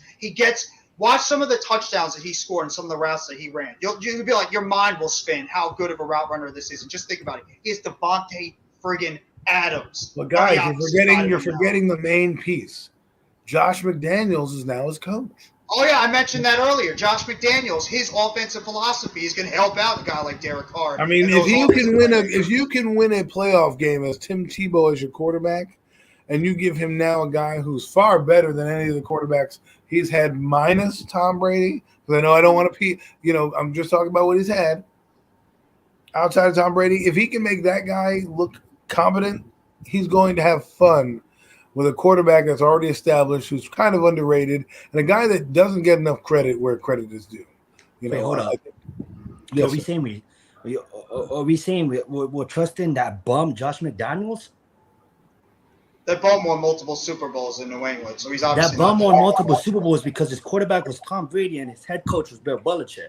Did I not You'll mention see him- that he I won like The a that bum you also brought up a good created point some of about those Denver. plays for that I like quarterback that- to get to I do like what that he you brought out a did. good point about Denver, but honestly, I'm sorry, guys. I think I don't like him because what he did to the Colts organization.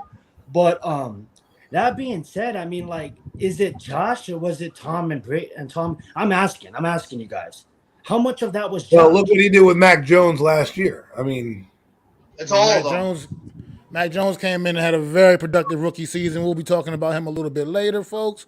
But Zion, up here in the chat, man, someone wants to hear your opinion on Justin Herbert. Oh, So hell. Olivia Quinn would love just wants to hear your opinion. We already spoke about it. You can give a quick opinion. I'll and we make can it. move on. I'll make it fast. I absolutely loved all of his takes on him. Yeah, so I have to bounce on that. I mean, like I remember having a 30 or 45-minute conversation about this with Adam a couple of days ago, and Adam gave me homework. He said, "Bro," I told Adam, "I don't understand where all of this extra energy coming from. Like the kid's not even in his third season yet." Adam's like, "Zion, just go watch the highlights, go watch tape, go watch something." And and then for me, it's like I know Have a good night, brother. I know Justin Herbert was good, but like some part of me just forgot how good. I mean, I went back and shout out to LGZ Productions. I actually watched a highlight of one of his highlights on Justin Herbert. Then I watched a few other YouTubers. That being said, man, that guy is absolutely top 5 level quarterback right now. And I'm not just saying it to say it. I mean, like, this guy has shown to make every throw in the book. Obviously, we didn't see him make every throw in the book, but he damn near threw it 85% of the book. I mean, like, this guy can throw it no matter one into his left, one into his right, deep ball in it, anything. This guy has supreme accuracy when it comes to inside, nothing too deep. Short accuracy for sure is there. Movement with the ball, awareness, and like you go down the checklist. I mean, like, I know you guys talked about this, but when you speak of a quarterback named Lamar Jackson, and we go down the checklist, yes, the bottom half, the movement in the pocket, the awareness in the pocket, the mobility, yeah, that's A pluses. That's elite stats. But when you get into the top echelon on the arm strength and the accuracy and things of that, I mean, like, you look at Justin Herbert, he's checking all the boxes, and you don't need to be as fast as Lamar Jackson to check the mobility box. Guess what? He checks it, people. I definitely love Justin Herbert. Just because I don't have the Chargers winning that division, that doesn't mean how good I think Justin Herbert could be in this league. And, it's always, and I think a lot of the Lamar Jackson talk is coming up recently on YouTube because of the media talking about him being in the top 10, whether he's in or not. But for me, the reason why I want to bring up and I want to talk about these quarterbacks, and I'm loving that we have an NFL show, is because for the longest time there was, Patrick Mahomes and Lamar Jackson, Patrick Mahomes and Lamar Jackson. What gives Lamar Jackson? I'm not trying to take anything away from his MVP type season, but this guy never eclipsed 4,400 yards in his career. What makes him talked about next to Patrick Mahomes? I think it's beginning to be talked about. Patrick Mahomes, Josh Allen, Patrick Mahomes, Justin Herbert. I mean, like, nothing against Lamar Jackson, but I kind of wanted to tie in my Lamar Jackson point in my Justin Herbert answer, so hopefully I answered the question. Well, there you have it, folks. And now we went from what we all can pretty much seem to consider an elite quarterback in Justin Herbert. We're going to go to the other half of the quarterback list in this league. So, we got Winston, Mayfield, Jimmy G, Tannehill. Where would you rank Daniel Jones among this group? How to just steal some of Mac's energy? Trash. Yes, I know Adam's we're going to talk about these guys. Hey guys, welcome to our NFL show. We're going to talk about the worst quarterbacks in the NFL. I love. Yeah, you can go first. I'm going to rank them in order, actually. First, I'm going to have to give it to Tannehill. Like, I know people may say, like, damn, Tannehill got smoked in playoffs after playoffs. At the end of the day, Tannehill's shown I mean, like, I get it. The Tennessee Titans is loaded. But at the end of the day, Tannehill has shown to be a really Thank you, great Coach. quarterback in the league. Next, I'll have to go with What's up, DJ? Jimmy G. I think Jimmy G has shown to be a legit game manager. Obviously, he's not the best quarterback, but on that list, I'm going to have to name Jimmy G. Hey, The man, can you next list quarterback up? on that list I'm going to have to name is Baker Mayfield. Now, I think Baker Mayfield is kind of like closer to Trubisky, Daniel Jones level, but then also he shows that drive that we never see out of Daniel Jones. That ability to put the team on his back. And we've seen Baker Mayfield do that. I don't want to hear Baker Mayfield has the Browns and he had a legit loss. And I don't want to hear that. Baker Mayfield has shown to put that team on the back. So I'll just take that and I'll just flip it. So I'll go Tannehill, Jimmy G, Baker Mayfield, Winston. It's funny because I actually have it in that order. Goff, Hurts, screw that. Winston, I don't even care. I'm from Hawaii, bro. Winston, Tua, Goff, Hurts, Trubisky. Would I put Daniel Jones in that? I don't know. Above Trubisky, probably. Maybe above Jalen Hurts, but we don't know. What do we get out of Daniel Jones? Who has he? Not trying to make this. Dude, look at me, fam. I'm dripped out in Giants gear. I love the New York Giants. I want to see this guy succeed. But at the end of the day, when have you seen Daniel Jones win against an over 500 team? Talking about win the game. Talking about put a game on his back and actually win the game. Now I get it. There wasn't that many quarterbacks coming out. I get it. There's points we've been talking about over and over again. And I want to get the boys and my fellow co-host in on this conversation, so I don't want to take too long. But Daniel Jones is probably near the bottom half of that list. And if you look at that list ain't filled with elite level quarterbacks. These are average, borderline great quarterbacks. Not at all. Yeah, and that being said, I'm gonna pass the mic. Absolutely. Who's up next? Adam, I want to hear what you guys say about this. I want to hear what you guys say about this because you know it's gonna be good. That's good. I love that. Mac, Thank everybody for watching. Some dirt right now, man. Thank you, Almighty Finesse. I love the support. He went into the bottom of the pan and he got all the little fixins and giblets, and he was like, "Here, I'm going to give you this little meal. Have at it." Right, man. This is a great argument. Look, Daniel Jones. Obviously, this is the question I'm going to ask: are we talking about resume or are we talking about talent? Because resume, there's a lot of guys that have already done more than Daniel Jones on this list, even if you don't like them. Trubisky's been to the playoffs. Goff's been to the Super Bowl. Winston's been to Mayfield's been to the playoffs. Tannehill and Jimmy G have both been to the playoffs. Resume-wise, they've already done better than Daniel Jones.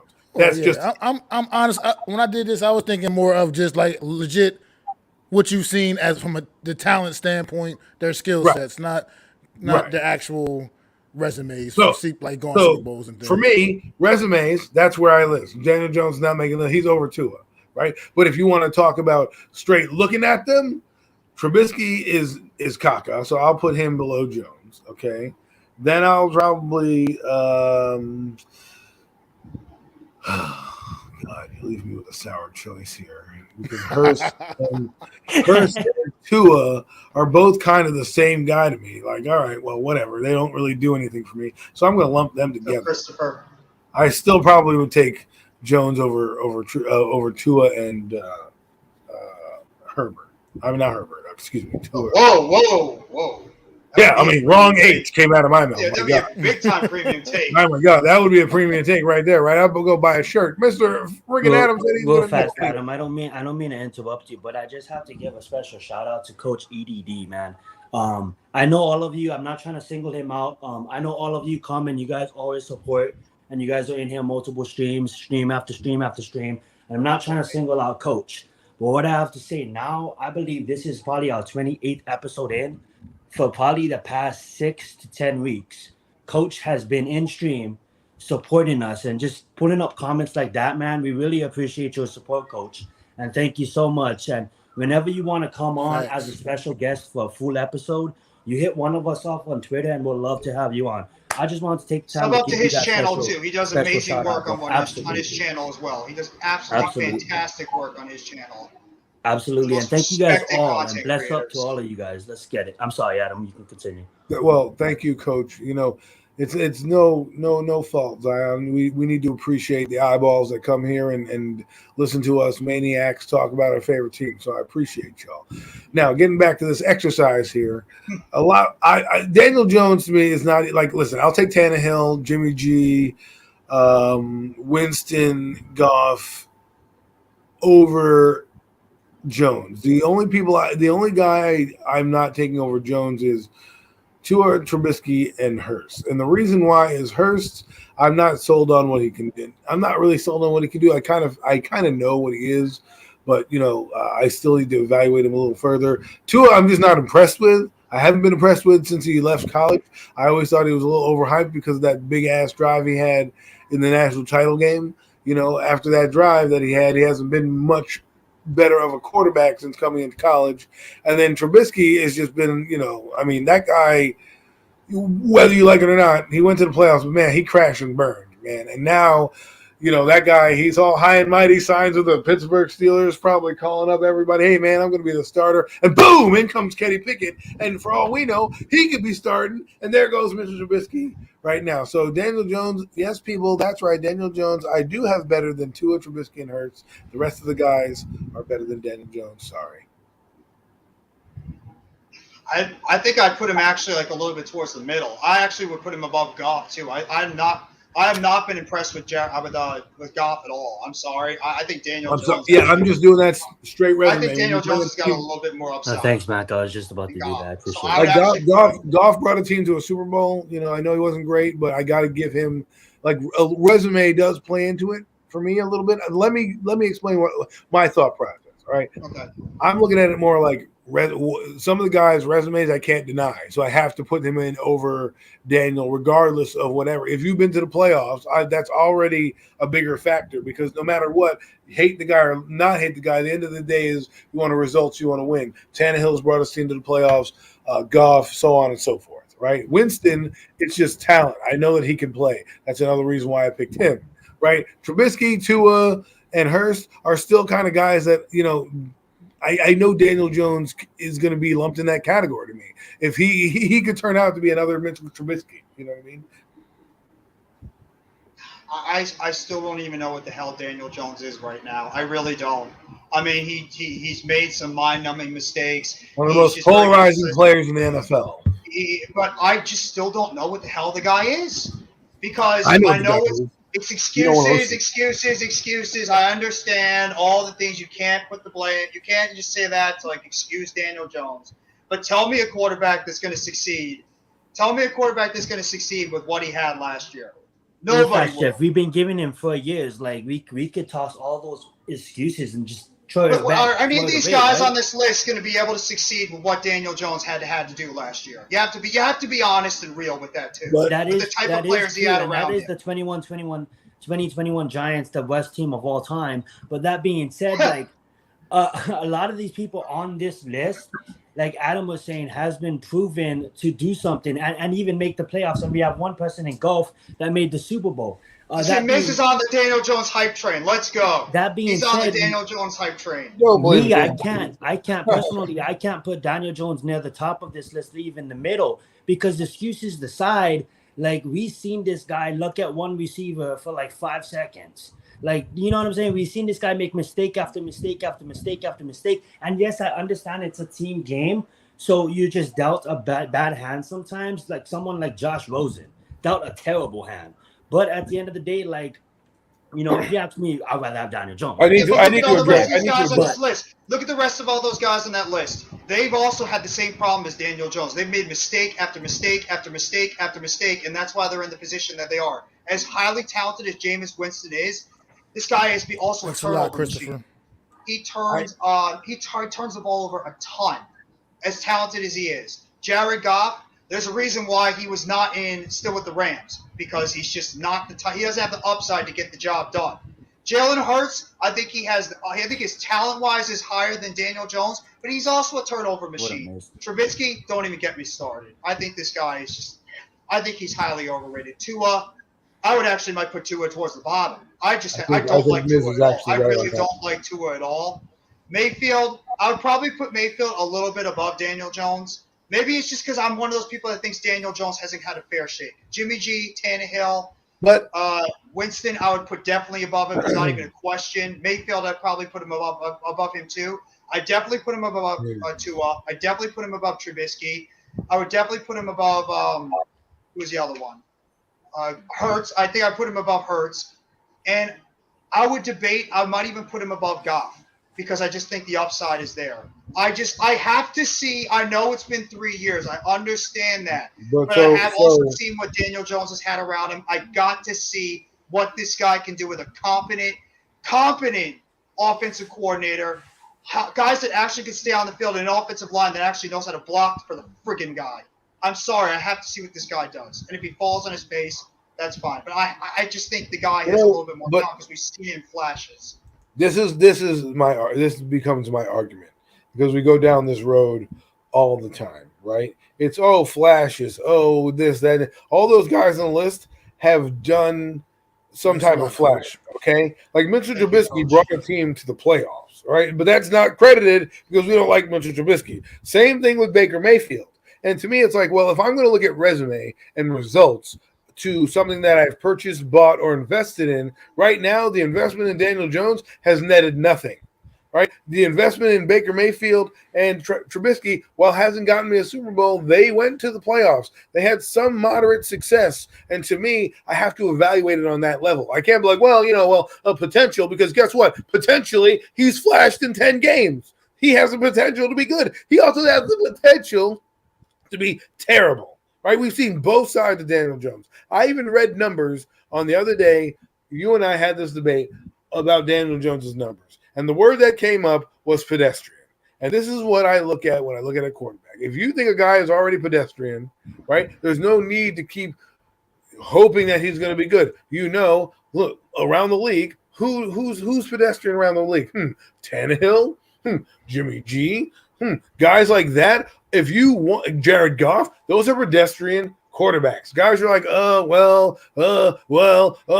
what you do. They've had teams around him that helped him succeed. He's been on teams that have helped get him to the place that he was. Daniel Jones has never had that.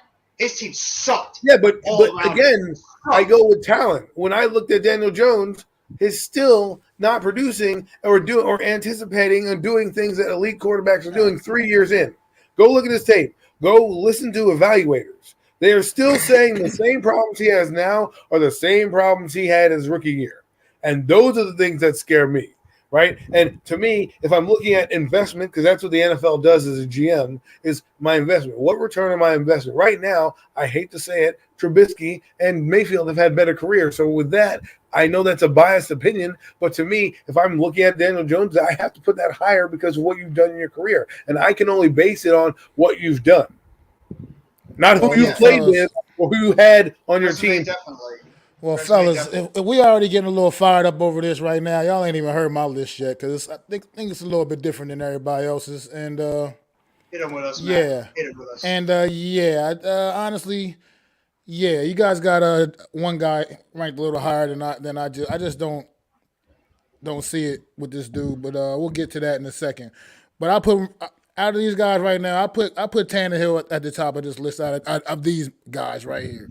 Ryan Tannehill, to me, I was really even questioning even including him in this conversation because I just feel like it's, to me, a no-brainer that Ryan Tannehill right now is better than Daniel Jones. I mean, I think that's a no-brainer.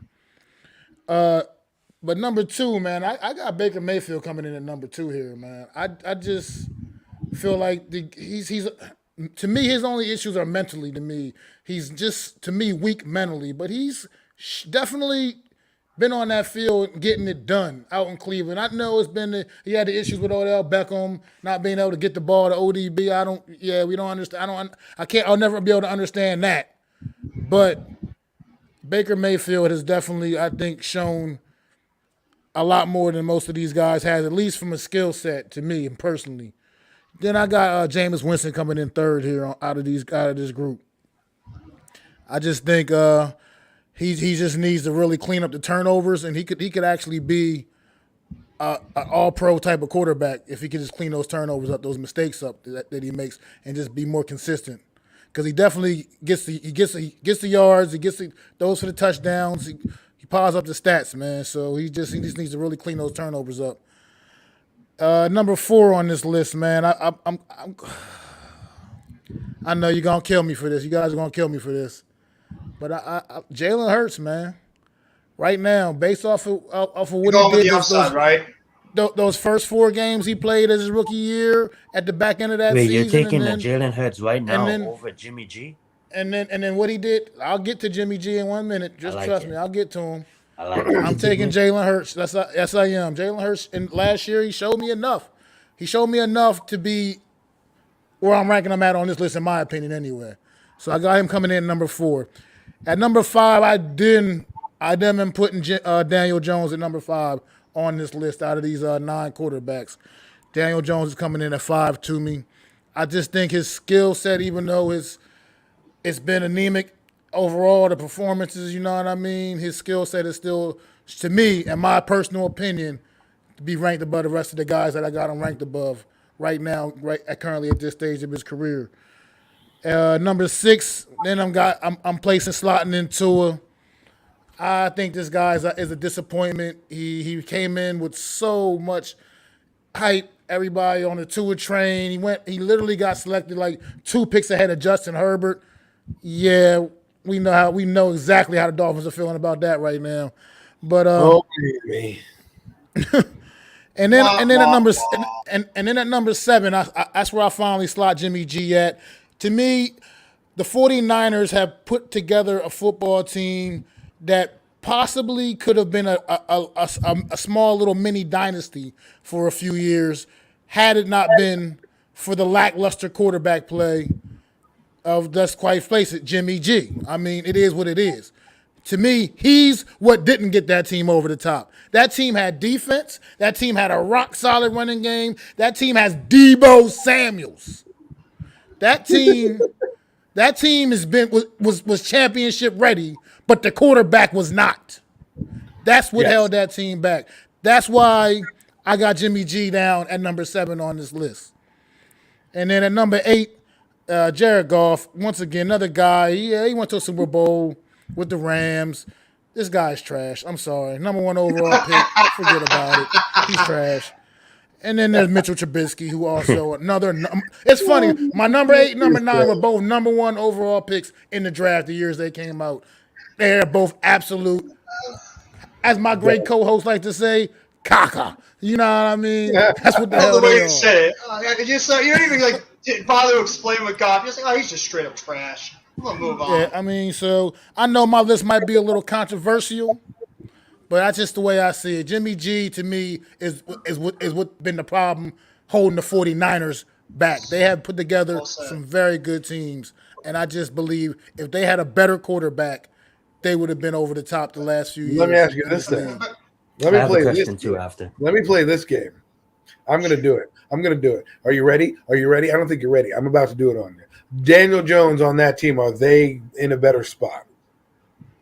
Yes. On the 49ers. Yeah. Yes. I think so. Yes. I really believe so. I believe his skill set on that team, I think it would have worked a little bit. But I'm not saying they would.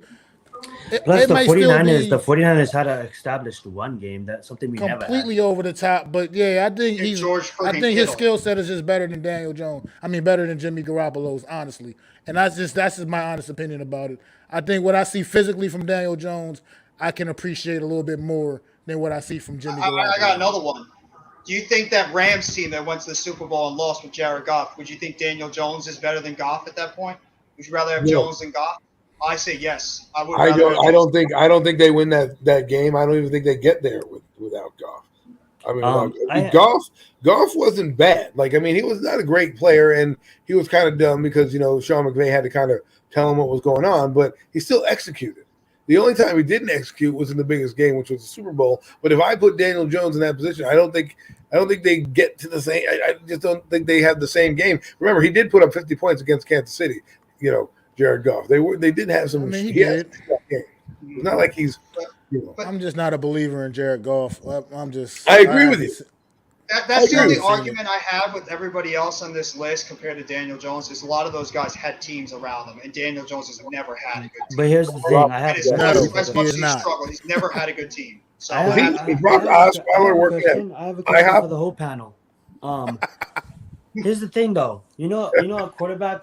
This might be just me defending my island boy, but at the end of the day, like I ain't gonna give up on Marcus. I ain't gonna give up on Tua until they're out of the NFL. I've Here's given up the on thing Tua. now.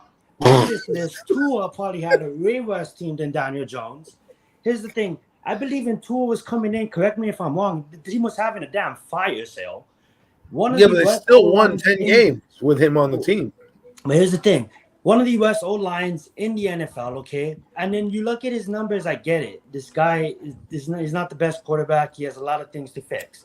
But part of that, couldn't it come down to just trusting the people around him? Now, guess what? I know a quarterback named Josh Allen. I'm not trying to compare the two. Nah, but what I'm trying to say is Josh Allen got a receiver named Diggs. Didn't that flip a page in his career? Now, my man Tua just got a receiver named the Cheetah. The fastest man Excuse me. on the football Tua had field. Jalen You know Waddle what I'm last saying? year, bro. he had Waddle. Who did He had Daniel Jalen Jones Waddle have last throwing year. the ball last year?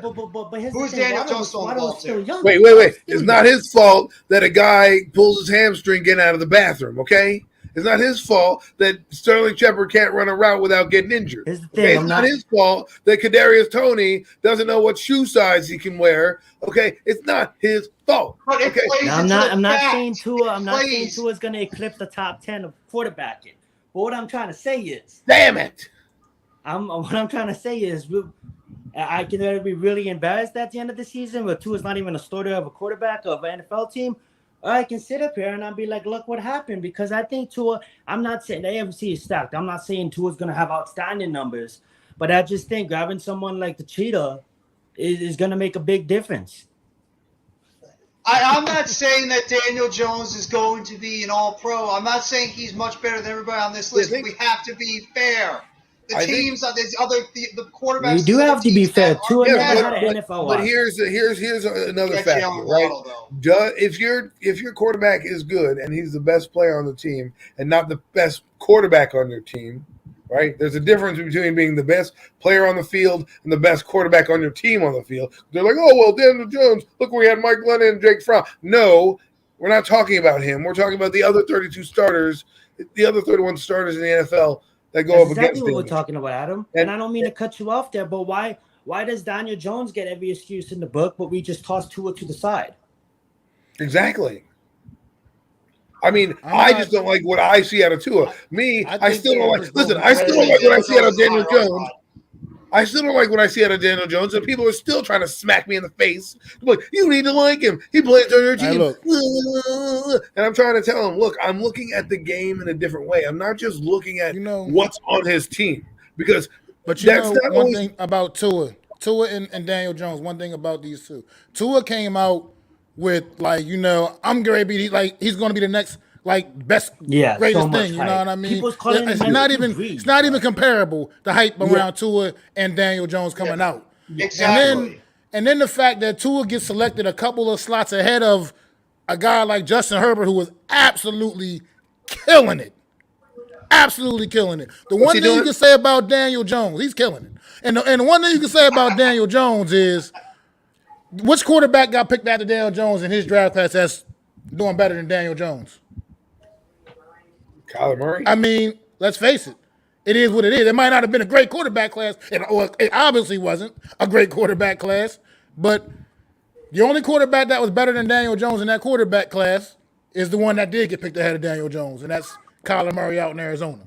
Not saying much. I mean, Drew Lock is not better. Rest in peace, Dwayne Haskins. Unfortunately, when he was on the field playing, he wasn't better. So it is what it is. I mean, I honestly don't even know. Oh well, the other kid in Eagles now, the beard guy or mustache guy, Minshew. Oh man, I love him. Gardner Minshew. He had a pretty successful rookie season. Napoleon Dynamite. And the story's not always written on him yet, so he still has some time to prove himself and maybe work his way back up to a starting position. I think Daniel Jones is in the middle of the pack of these guys. But I just on this upside, I think it's a little higher than 2-0. Then let me ask this because it's a burning question I have. I'm moving to a different guy. This guy plays for a team in the Midwest in the North Division. He wears purple. His name's Kirk. His last name's Cousins. All right.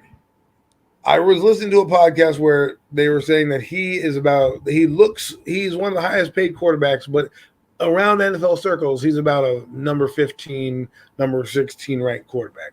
Do you guys agree with that? How do you feel about Kirk Cousins? And it leads me to another question, but I want to hear about your thoughts about Kirk Cousins. Well, I think Kirk Cousins is clearly in about the middle, if I would think, because I wouldn't necessarily call him a top 10 quarterback, but he's definitely inside that top 20. So I feel like, that's probably about where I would have him in that 15 or so range. But would you pay him that money, though? I mean, he's, to me, His numbers weren't bad. he's a legitimate starting quarterback, and he's effective between the 20s and the regular season. He's just, oh man, you guys are it's just something where he just doesn't get the team over the hump for some reason. Yeah. Well, He can't finish. And that's the unfortunate part about Kirk Cousins, man. He just doesn't seem to get them over the hump. I mean, look at Kirk Cousins, his story, his NFL look at Olivia just posted. Him and Cousins last year. Him and RG3 drafted the exact same year to the exact same team. RG3 number 2 overall pick, Kirk Cousins like a 4th round pick. It doesn't look like Kirk Cousins is going to have a fair start to his NFL career, pretty much, coming out of Michigan State. You know what I mean? And the stars align. A couple years later, RG3 goes through all the injury issues. Kirk Cousins is the starting quarterback in Washington. They go on and franchise him for a couple of years because they're trying to avoid paying him. And then that turns into a whole ordeal. Yeah. And then now he ends up in Minnesota, and he's still that kind of solid quarterback that he always was. He just can't seem to get it over the hump. Exactly. He just can't seem to win the big games when they can't get him to the playoffs. He can't win in the playoffs, and it's unfortunate for Kirk Cousins because in the regular season he's a legitimate. He's a legitimate starter. He's a good middle of the pack starter. Okay, well, hold that thought. Now, another guy who's similar to him, who is very polarizing, is Dak Prescott. Now, Dak Prescott has similar numbers to Kirk Cousins. You just told me Kirk Cousins was about number 15 or so in the league. Where are you putting Dak Prescott, and how come they aren't on the same level in terms of scrutiny when it comes to their careers?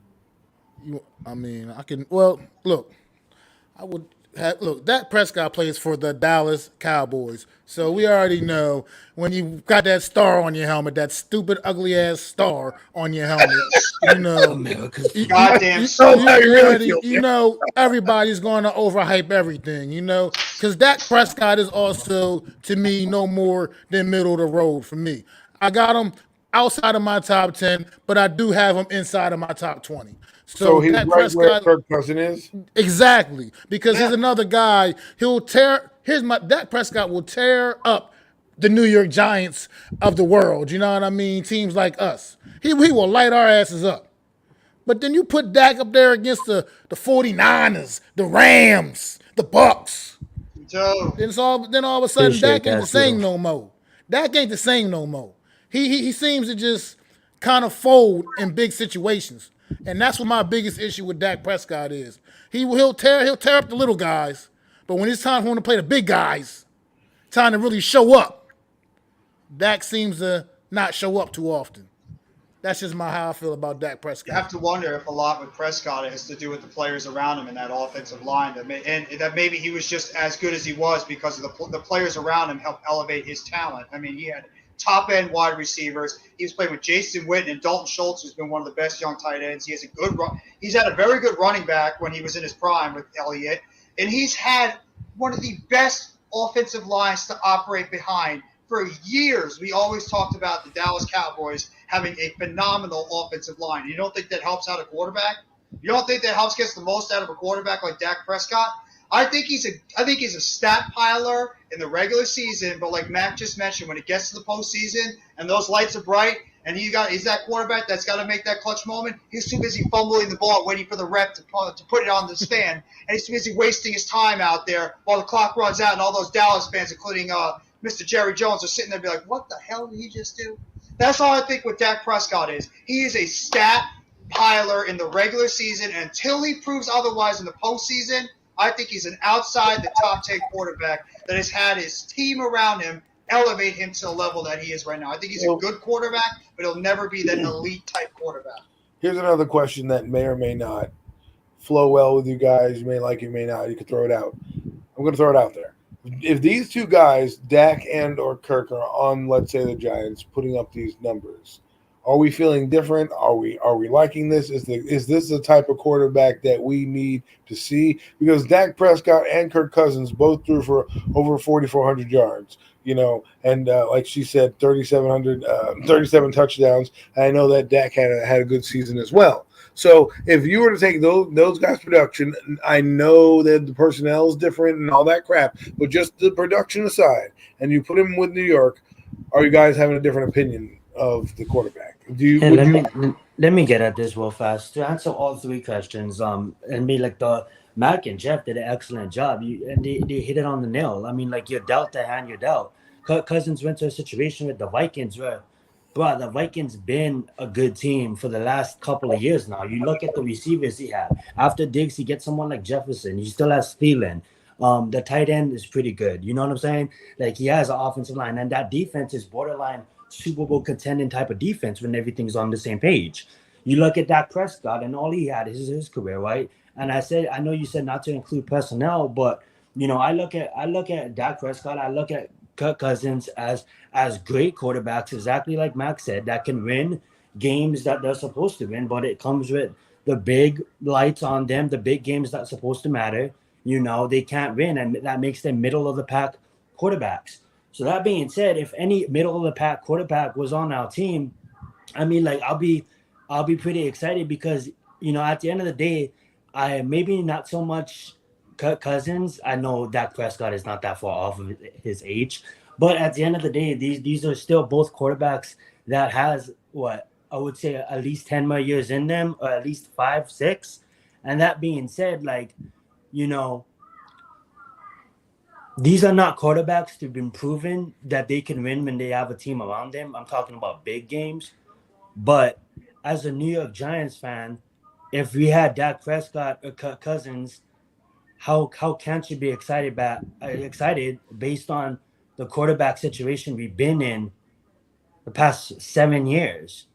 You know what I'm saying? With our offensive line troubles, the downfall of Eli Manning's career, the quarterback's draft, and all of that. So that being said, I mean, like, yeah, I would be excited. I'm just answering it as an NFL point and not taking myself outside a Giants viewpoint and not looking at Dak Prescott as a Dallas Cowboy, but Dak Prescott as a good game manager in the regular season, but can't finish.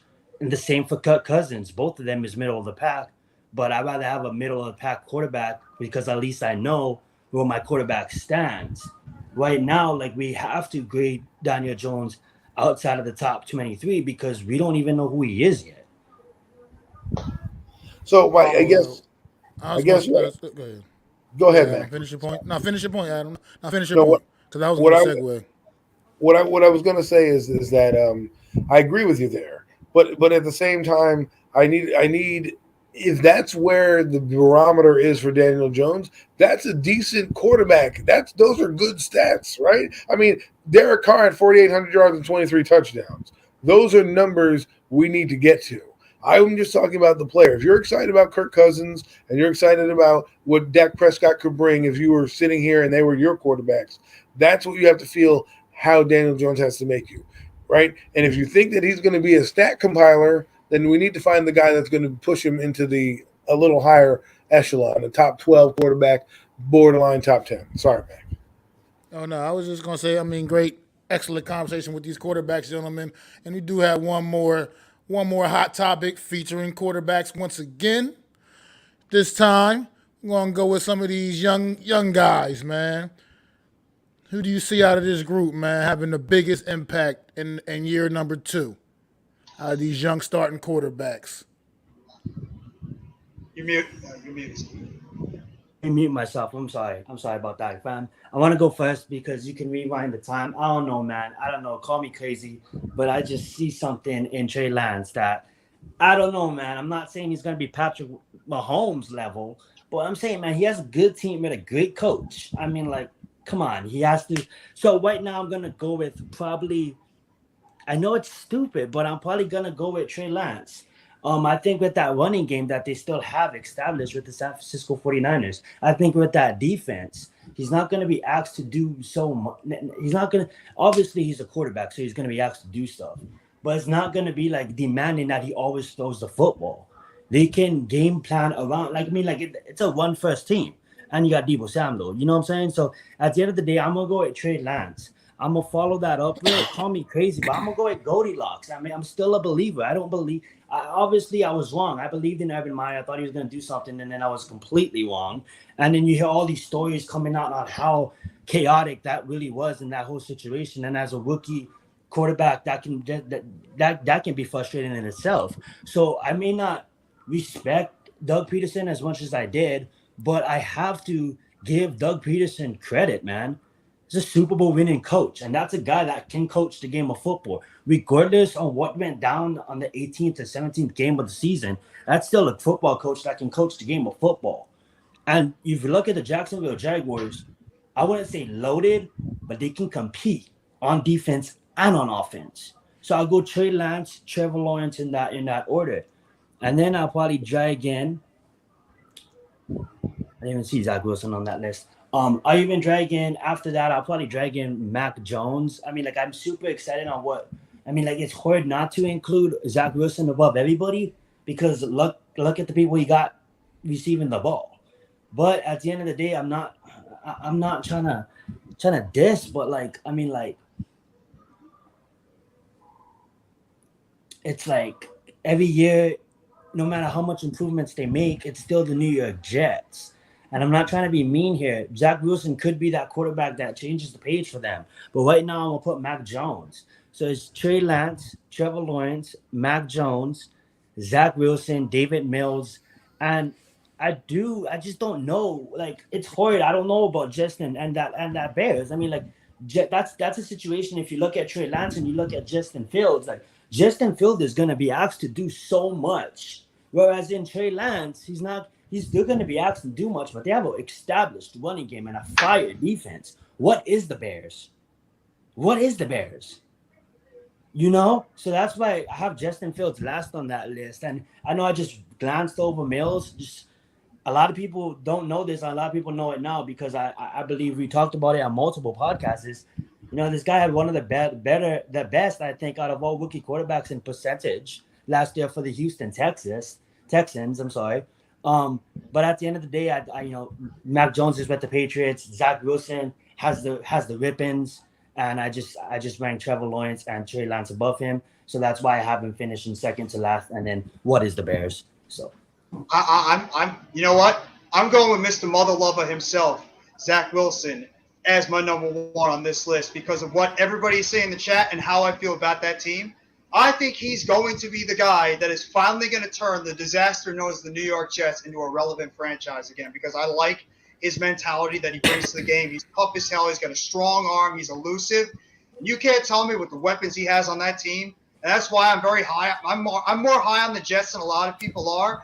I think with the guys like Garrett Wilson, Elijah Moore, Corey Davis, Braxton Berrios, and then those running backs, Breece Hall and Michael Carter, as well as those tight ends, this team is loaded with a bunch of young talent, and I think Zach Wilson is going to help elevate that talent to the next level. So I really, really think Zach Wilson is going to take the biggest jump out of all those quarterbacks. In terms of second, I'd probably go with, just because of the situation he's in, Trey Lance, though I don't even know what Trey Lance is because we got such a small sample size of him last year because he spent a lot of season last year being hurt, and he was still developing behind Jimmy G. So I think because of the situation he's in with the offensive line, the weapons, and the defense he has, I think Trey Lance is in the best situation overall.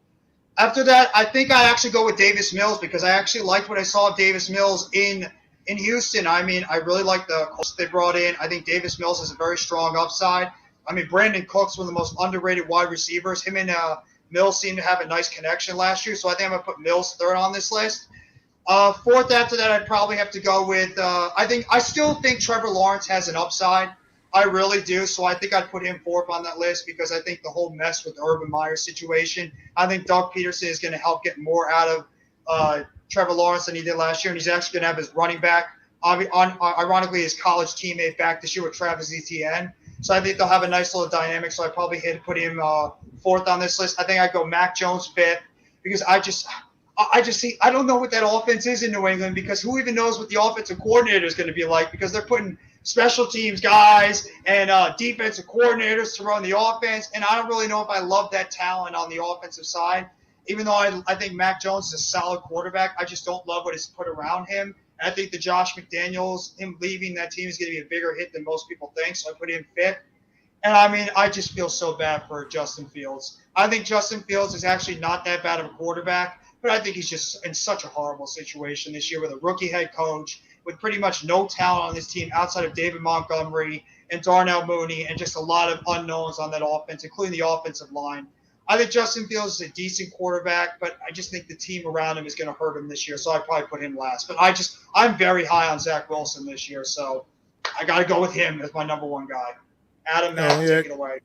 Coach, I was just, just as in general, just impact in general towards wins and statistically. So if you can kind of combine both of the just situations, like just the total and just in general, just overall impact, with that, whether that is towards the wins and statistically. And I can go right now, and I think I'm on that same train. I'm right 100% with you with Zach Wilson, man. I just love what the Jets are doing, man. Their draft was amazing. And I just like what the direction the team is going in. I love their coach, Robert Saleh. I mean, he's that blue collar kind of guy that you want to play hard for. And so I definitely agree with Zach Wilson, man. I think Zach Wilson's gonna come out there, and he started to finally turn things around last year. He started off, it was a slow start, he struggled, and he got hurt, but he started showing some signs of why he was drafted so high. So I like Zach Wilson to come out next year and have a really, really big year, and probably be the top guy out of these. He has no shortage at weapons. And then Garrett Wilson's going to be scary good. And then I love watching more. I also do believe in the talent of Trevor Lawrence. And I believe they've added some pieces down in Jacksonville. I mean, whether we like it or not, they got our guy, Evan Ingram. That's going to help him out a little bit. I mean, it's going to help him out a little bit as long as he can actually catch the football down there. Maybe down there playing in that warm weather, his hands will stay a little bit softer or something. We'll see. We'll find out. I don't really give a damn. He's no longer our problem. But then they also added Christian Kirk. So Jacksonville, I mean, Trevor Lawrence, I think he'll have a pretty solid year, turn around, bounce back from his rookie season. He took some rookie lumps. But I think he'll come out and show why he was number one overall pick. I don't see busting Trevor Lawrence. I'm not even trying to buy that he's going to end up being a bust. So I believe Trevor Lawrence is going to come out and have a pretty solid rookie second year. And then this is where it gets interesting because, like you said, Trey Lance, I didn't get enough last year. Mac Jones is just part of what I consider a kind of a boring offense. Davis Mills just plays on what is just a bad team. And Justin Fields plays on what is probably absolute, maybe the worst team, could be the worst team in the league this year. So it gets interesting for me at that point with the rest of those guys. But I almost feel like you can rank them anyway. But I do like Davis Mills. I liked him coming out of college. I love the way he throws the football, puts a nice spin on it. And then, I guess Trey Lance just because of the upside you think you see with him. But I just didn't get enough last year. I wish I could have seen a little bit more, have a little more confidence in that. Mac Jones, like I said, I think the kid is good. I just think he's just not going to be in a very exciting offense. It's just not going to be. It's not going to get a chance to do too much. It's not going to be too flashy. I mean, we saw that Monday night game a year ago. He only threw the ball 2 times in the whole game or something like that. So, and then, Justin Fields, unfortunately, I'm with y'all on that. He's just on a very, very, very bad situation down in Chicago, man. I think they really can legitimately possibly be the worst team in football this year. Unfortunately, they just did nothing this offseason to make me have any faith in that football team. Mr. What you Costas, how got, do you Adam? feel? Well, I'm going to switch it up on you. I'm going to go from worst to first instead of first to worst, right? So my worst quarterback on this list is Justin Fields for many of the reasons you said. I didn't like his development last year. I think his team is in flux. I don't think they're helping him. I think he's going to get the raw deal at the end of the year because they're going to say, well, he wasn't our guy and we didn't want to draft him, and out the door goes, right? So the next guy I have on this list is Trey Lance. Now, the reason I say I have Trey Lance because I haven't seen a damn thing. If I think Justin Fields is bad, Trey Lance hasn't done a damn thing outside of throw a few passes here and there. Now, if I'm basing it on potential, they both were picked in the same spot. One was picked number 3 overall. The other one was picked 11.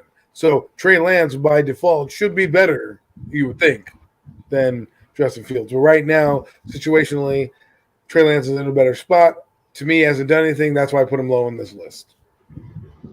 The next guy I have on this list, I have Mac Jones. Mac Jones. And the reason why I have Mac Jones is because he's with the Patriots. He's not going to have much of an impact than what he did last year. You saw what Mac Jones is going to be. You hope that his bad weather play improves because guess what? You're in New England. There's going to be a ton of bad weather. So you can't be throwing like 2 passes and running the football up and down the field like you did that one game, right? So you're going to need to figure that out. So with that being said, he did produce last year, but I can't say he's not going to make an impact because he's New England. They're going to find a way to win, and he just has to be better. So I put him right there. Now, these next 3 guys are in terms of talent. Now, this is hard for me because I really do like Davis Mills, but I'm going to put Trevor Lawrence next. So basically, Zach Wilson, Davis Mills, and Trevor Lawrence. Now, the reason why I put Trevor Lawrence here, number 3, is because I think he's going to the right situation. Doug Peterson's going to get the best out of him. I think last year you saw a lot of crap that went down with the coach, a lot of drama. They weren't really built for an NFL team. I mean, Urban Meyer is just – the fact that guy keeps getting jobs or even sniffed around coaching stuff is ridiculous. But obviously that was a circus. Ringling Brothers probably calling up Urban Meyer because they want their check because he copied their show because he's such a circus, right? But with Doug Peterson coming in, people need to respect Peterson. He took a team with the Eagles and built that team up, remember, with Carson Wentz and got them to the Super Bowl. Now, I know Carson Wentz didn't necessarily win that Super Bowl, and we can get into Carson Wentz another time. My point is he's good with quarterbacks. You're getting a guy who was number 1 overall pick. He's going to develop it. Now, Davis Mills is a guy I really am intrigued about. I thought he was going to be good coming out. He drafted in the 3rd round. He wasn't because of his talent that he was supposed to be drafted in the 3rd round. It was merely because of an injury. He was a 5-star recruit coming out. He went to Stanford. But because he, got his knee injury, had some shoulder injuries in college, didn't finish seasons, he ended up being a 3rd-round pick. And that really hurt him. But last year you saw that he was competent and functional. So I would like to see what he can do this year, the 2nd year in the offense. And Zach Wilson, my guy. I love ZW. ZW's got what you need. He's got the moxie. Darkwing Duck, when you're in trouble, you call DW. Well, in this case, New York is when you're in trouble, you call ZW because he's going to be getting you out of trouble. Okay? He's going to be your superhero. Your cloaked knight, your Gotham City hero is right there. Zach Wilson. He's got the look. He's got the charm, and he's got the skills, fellas. That's the thing. He can actually play football. Okay? What he did last year, I know people are like, oh, well, Sam Darnold, same thing. They were injured, mono, blah, blah, blah. No. My boy Zach Wilson can play. And you're going to find that out on Sundays against the Jets. Now, their defense may not be great, but they're going to be competitive. And this is what a good quarterback like Zach Wilson will allow you to do. Be in every game. Now, will you win every game? No. But will you be proud of his progress at the end of the day when you watch the quarterback? Jet fans, you're going to be holding your glass in the air. Because ZW is going to be wearing that cape for you. And you're going to be like, damn, we are finally out of this. No more Mark Sanchez and butt fumbles. We got a guy who's probably going to be keeping us in the hunt for the AFC East. Obviously, it's early now, but you know what I'm saying. Be excited, Jet fans. I like Zach Wilson. I got a premium take right here. Not only is Wilson, and I'm talking about Zach Wilson and Garrett Wilson, going to become a household name soon in the league, but I'm going to say it. Garrett Wilson is going to become the Jamar Chase of 2022. I think this kid is going to be great this year. Fans. Great. I mean, look Just at be that. excited. Where's Alex's brother Jet fans Luca? I'll be on board for that. Where's Alex's brother Luca? I'm sure he's probably got the pom-poms out right now wearing that Zach Wilson jersey. Scorched Before we get to Nikki's comment, I just want to say I think all of you guys make perfect points. Putting Zach Wilson as number one as the most improved going into this season. I do like it. I do like it, but like not trying to disrespect the Jets here. You know, I just truly think that he is obviously he's a pit bull, like Logan mentioned. He has obviously the grippins, but I think also too. I'm not saying the Jets have a bad defense. The Jets defense is actually pretty loaded if you look at and break it down. But the thing is also too, I think he's going to be playing from behind, and that could force interceptions and stuff like that. I'm not saying he's not going to be a great quarterback one day. It could happen next year, like Jeff said. But at the end of the day, I just feel like, for me personally, for my opinion, I just feel like Trey Lance and Trevor Lawrence. I still have Zach Wilson third on that list. And I'm not trying to disrespect the coach of the Jets because I know he came from San Francisco. He was the defense coordinator. And he's really good. But at the end of the day, like I just think that Trey Lance and Trevor Lawrence is kind of in better situations right now as a whole, a team as a whole. And that's why I think that would show in their improvements.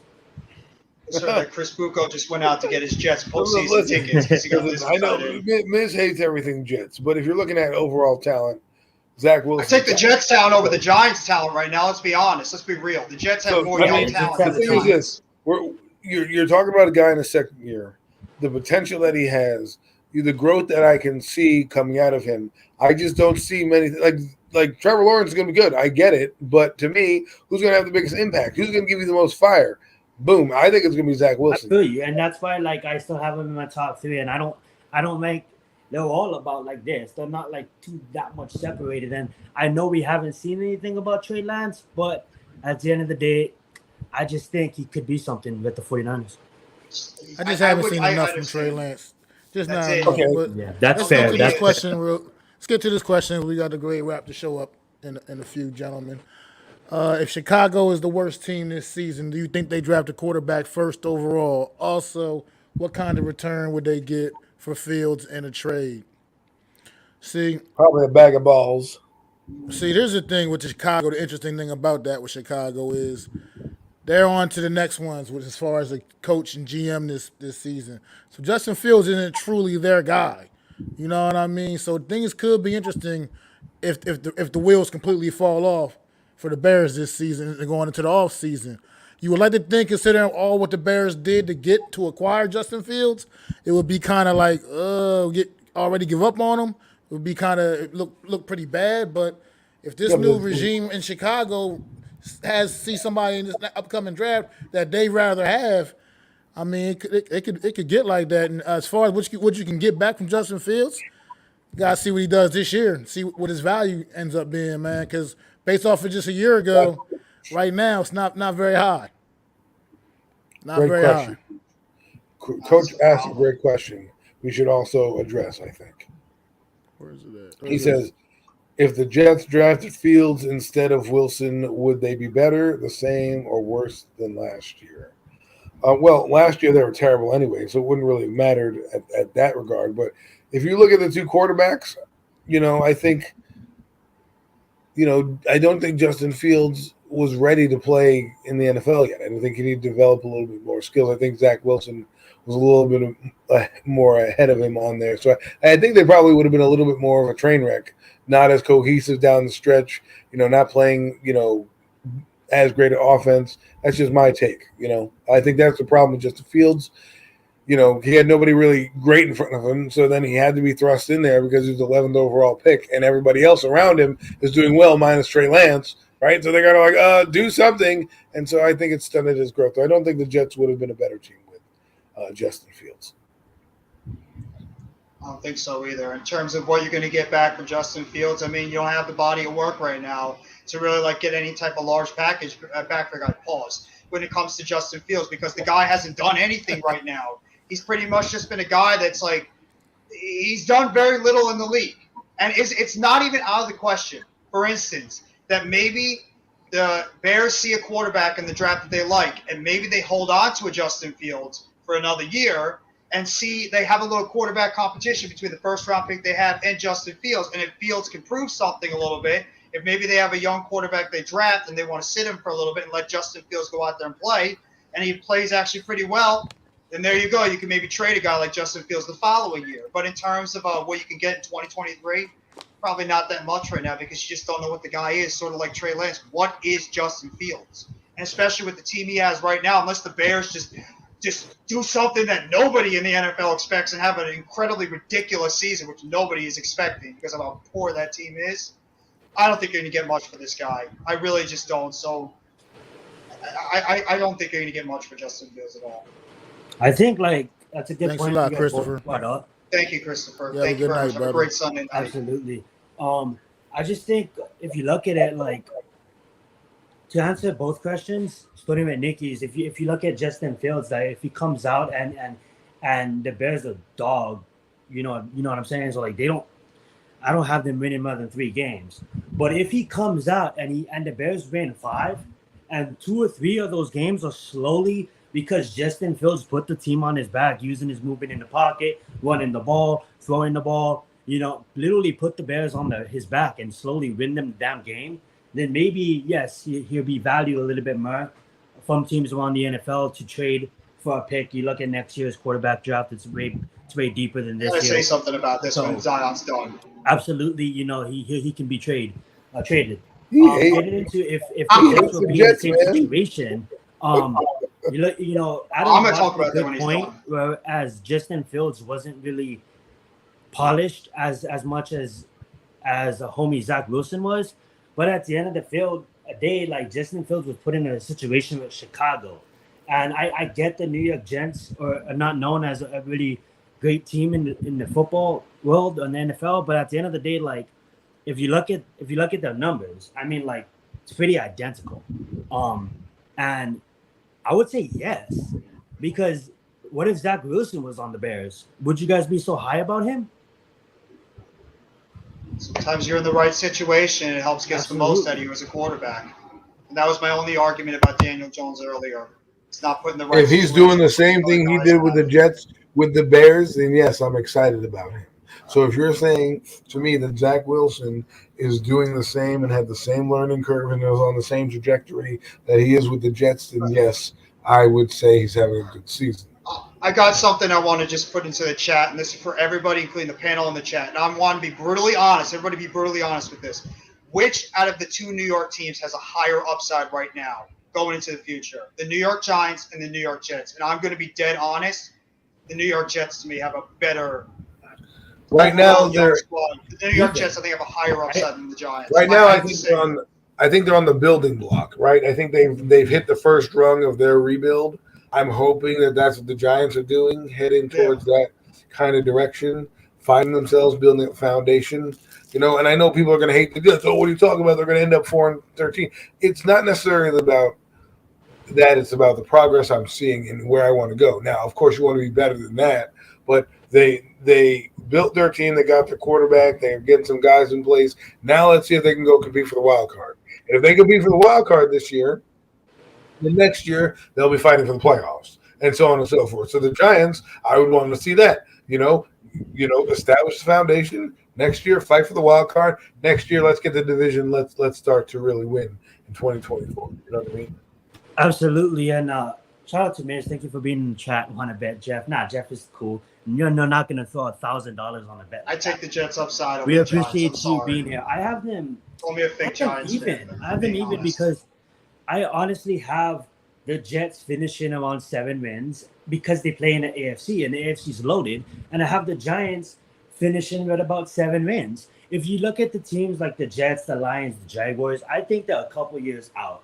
I just think that they have a good foundation. This is going to be a year in the right step, but still a couple years out of really sealing the deal. Now, could the Jets come off and pull 10 wins and sneak into the wild card? Absolutely. But with the stacked AFC, I have the Jets winning about seven games, and that's respectable for the Jets. Could win 10 if everything goes right. Has the roster to win 10, but with a stacked conference like the AFC is going to be hard to win 10. I'm not going on that. I'm not going on like what the conference are playing in. I'm just talking about overall talent and upside. Like I feel you on that. And for me, I'm looking at the picture whole because you're going to be playing more mature teams, more mature rosters, not in the sense of older players, but in the sense of the Bills. They did it before. They've been doing it, almost made it to the Super Bowl. You have the Bengals coming back, trying to make it. You have the Chiefs. You have all these. Look at the whole. We're just talking about Oakland, the Chargers. You have Russell Wilson on the Broncos. You're going to have a lot of, maybe not the Broncos because they're a young roster, but all the teams I just mentioned, more mature teams than the Jets. Now, you got to keep it in mind. Now, the Russell Wilson has elite, I can't say elite just yet, but could be borderline elite receivers. But at the end of the year, it's kind of like the same situation as Trey Lance in a sense, right? So Trey Lance may have a good team, but that necessarily doesn't mean he's going to come out there and perform, right? So that being said, if you look at the Jets, I just think it's going to be really hard for them to sneak in this season based on the roster, based on the strength of the schedule, based on the conference alone. If you look at the New York Giants, who we don't have our identity yet, we don't even know who our quarterback is yet.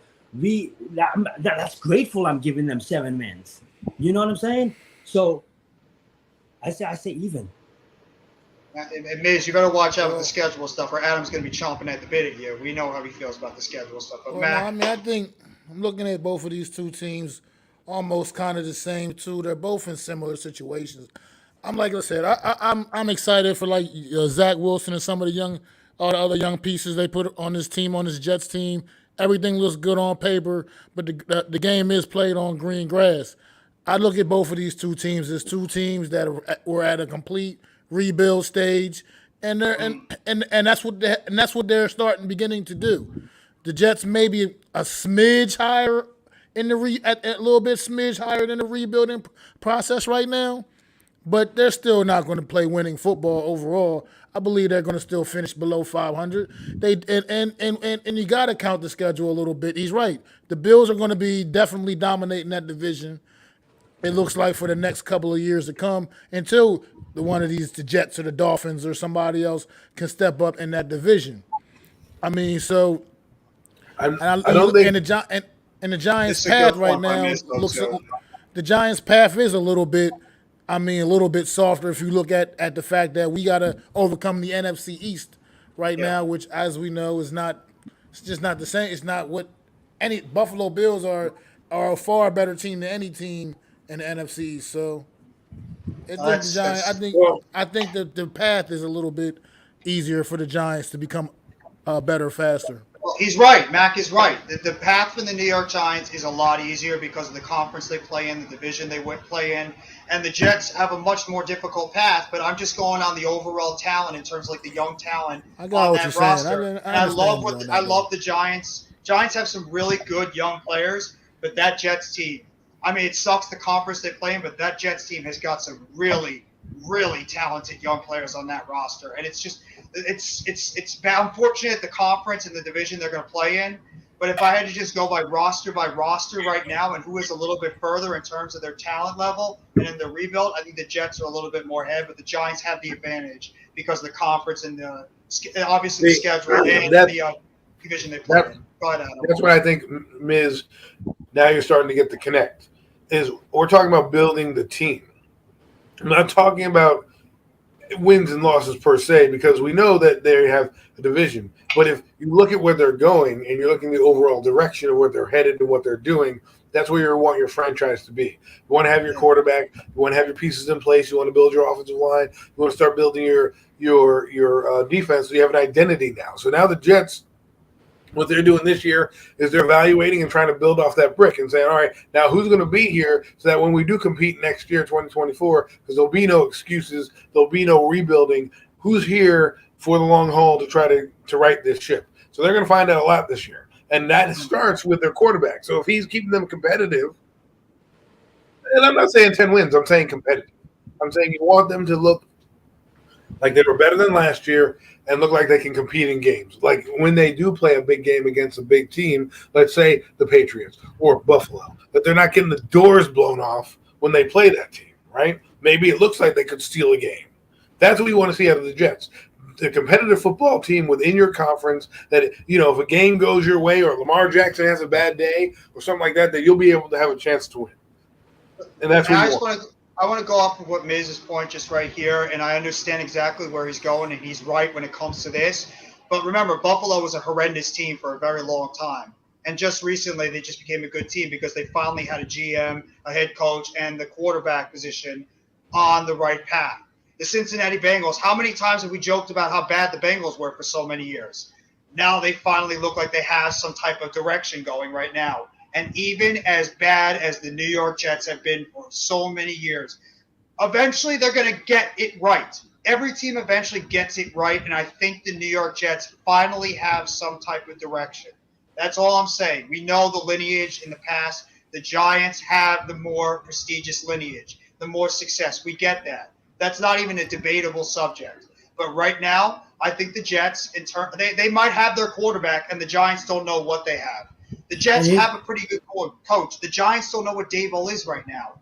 And in terms of the young talent, I think the Jets have a pretty good, strong, young core talent. The Giants have players too, but I just think the Jets, in terms of their overall squad, have something. Zion, go ahead. Yeah, and to follow up on that point, Jeff, I like what you said there, because for once, if you're a Jets fan, like, you can finally say, like, yes, we have a blueprint. We're gonna follow through the blueprint. Let's see it work out. I'm not trying to say that they didn't have plans before, but you've seen it fall over and over and over again, and then becoming the laughing stock, like, overwritten. I just did it earlier. I can't include Zach Wilson because of, number one, because of the team that he's on. Same argument can be made for the Giants. But at the end of the day, like, they do have a blueprint. So as a Jets fan, I would be happy because you finally have a blueprint. And as Giants fans, we haven't seen a snap yet. We have a coach that's 0-0 in the National Football League. We have a first-time offensive coordinator. The only thing we can really count on, if we can count on, is the resume and the production of Rick Mortendale. But that being said, we can feel that we have some type of direction, but we still don't know for sure. You know what I'm saying? Yeah. No, and that's pretty much the point that we're making is that the Jets have questions in terms of the young talent, but they're young talent with tremendous upside. The Giants have question on their roster. A lot of these guys are veterans that have questionable, their questions as well. I'd rather take the young talent with high upside that have questions than the team that has good veteran players and some young talent, but they're also questions too. So it's pulling on straws right now, to be honest. I understand that, but well, look, everybody, man, we're gonna have to get ready to wrap this up soon, man. I'm sorry. It's been a great show. It's been entertaining. Thank you, everybody. Enjoyed every minute of it. The chat has been absolutely awesome tonight. We love y'all. We do this for you guys out there, man. Appreciate you, Ms. Logan, Coach Ed. We love you, man. Everybody's in the chat tonight, man. It was so many people, man, showing so much love. And we definitely appreciate it, man. So you guys got any final thoughts before we get up out of here, man? All I gotta say is training camp is on the horizon. It's almost that time of year to get all in that gear. It's time to go smash some heads and hope that the Eagles and Cowboys drop instead. That was horrible, Ryan, but you know where I'm going. Training camp is on the horizon, everybody. It's time to get excited. Football is almost here. Let's get hyped up. Let's get ready. Giants football is almost here. Let's go, New York football, Giants fans. Let's go, baby. And everybody, please put up those 4 for the 4 horsemen. Everybody throw up the 4s already. Absolutely. And to just follow that, Jeff, I just wanted to say bless all of you guys. Thank you so much for continuing to support us. If it wasn't for you guys, we'll still make the show, but it'll be a lot more funner with you guys in it and supporting us with the comments. So thank you guys all. Y'all have a blessed morning, a blessed night, wherever you guys may be at. Please, if you didn't already, sub to all these gentlemen here, along with some of your fellow family in the chat. I know we got a lot of content creators here tonight and always here supporting us. So thank you. Please support them as well. And I just wanted to say, man, no matter what happens, man, I'm gonna ride with the Giants. I don't care if you go 0-16. This is Giants for life. I would never ever rock another football team hat. I may rock whatever baseball team. Sometimes a Chicago hat may look cool. I might show on a Chicago Bull hat, but they ain't no single hat but the New Zion's York. also a closet Mets Jets fan, but he fan. pretends he's a Heat fan. It's okay. Let's get it. And KD, I don't know what's going on, but South Beach is still available. Just gotta say that. So I will go 2 weeks from now. They strap him on. The grass is grown. It's going to be mowed. You're going to smell the summer air. You know, I wish I had NFL Films music and I had Dave Senda's voice coming down right now, because right now, dun dun dun dun dun dun dun dun dun dun dun dun.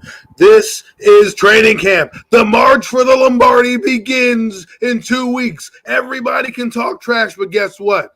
When the season starts, there will be no talking. It'll be done on the field. The questions we have will be answered. There is no more, hey, is he the guy? He needs to prove it. Training camp is here. If you're not as fired up as I am, well, then get the hell off the bus, because we don't need you. Because right now, football is coming. And if you ain't ready, then get off the damn bus. It is METS, Mets, Mets, Mets. We're coming for Let's you. go, everybody. And once again, man, just thank you all for coming out riding with the Horsemen on this special all NFL edition of Premium Takes.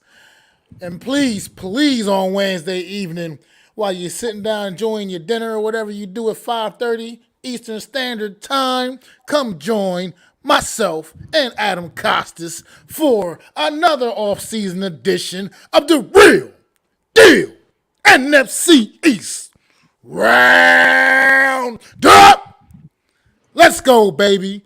This has been Premium Takes, episode 28, with the Four Horsemen. Myself, MacDaGiantsFan, NYG, Jeffy T, 3285, Zion Zenith, and my guy, Adam Costas. Pass.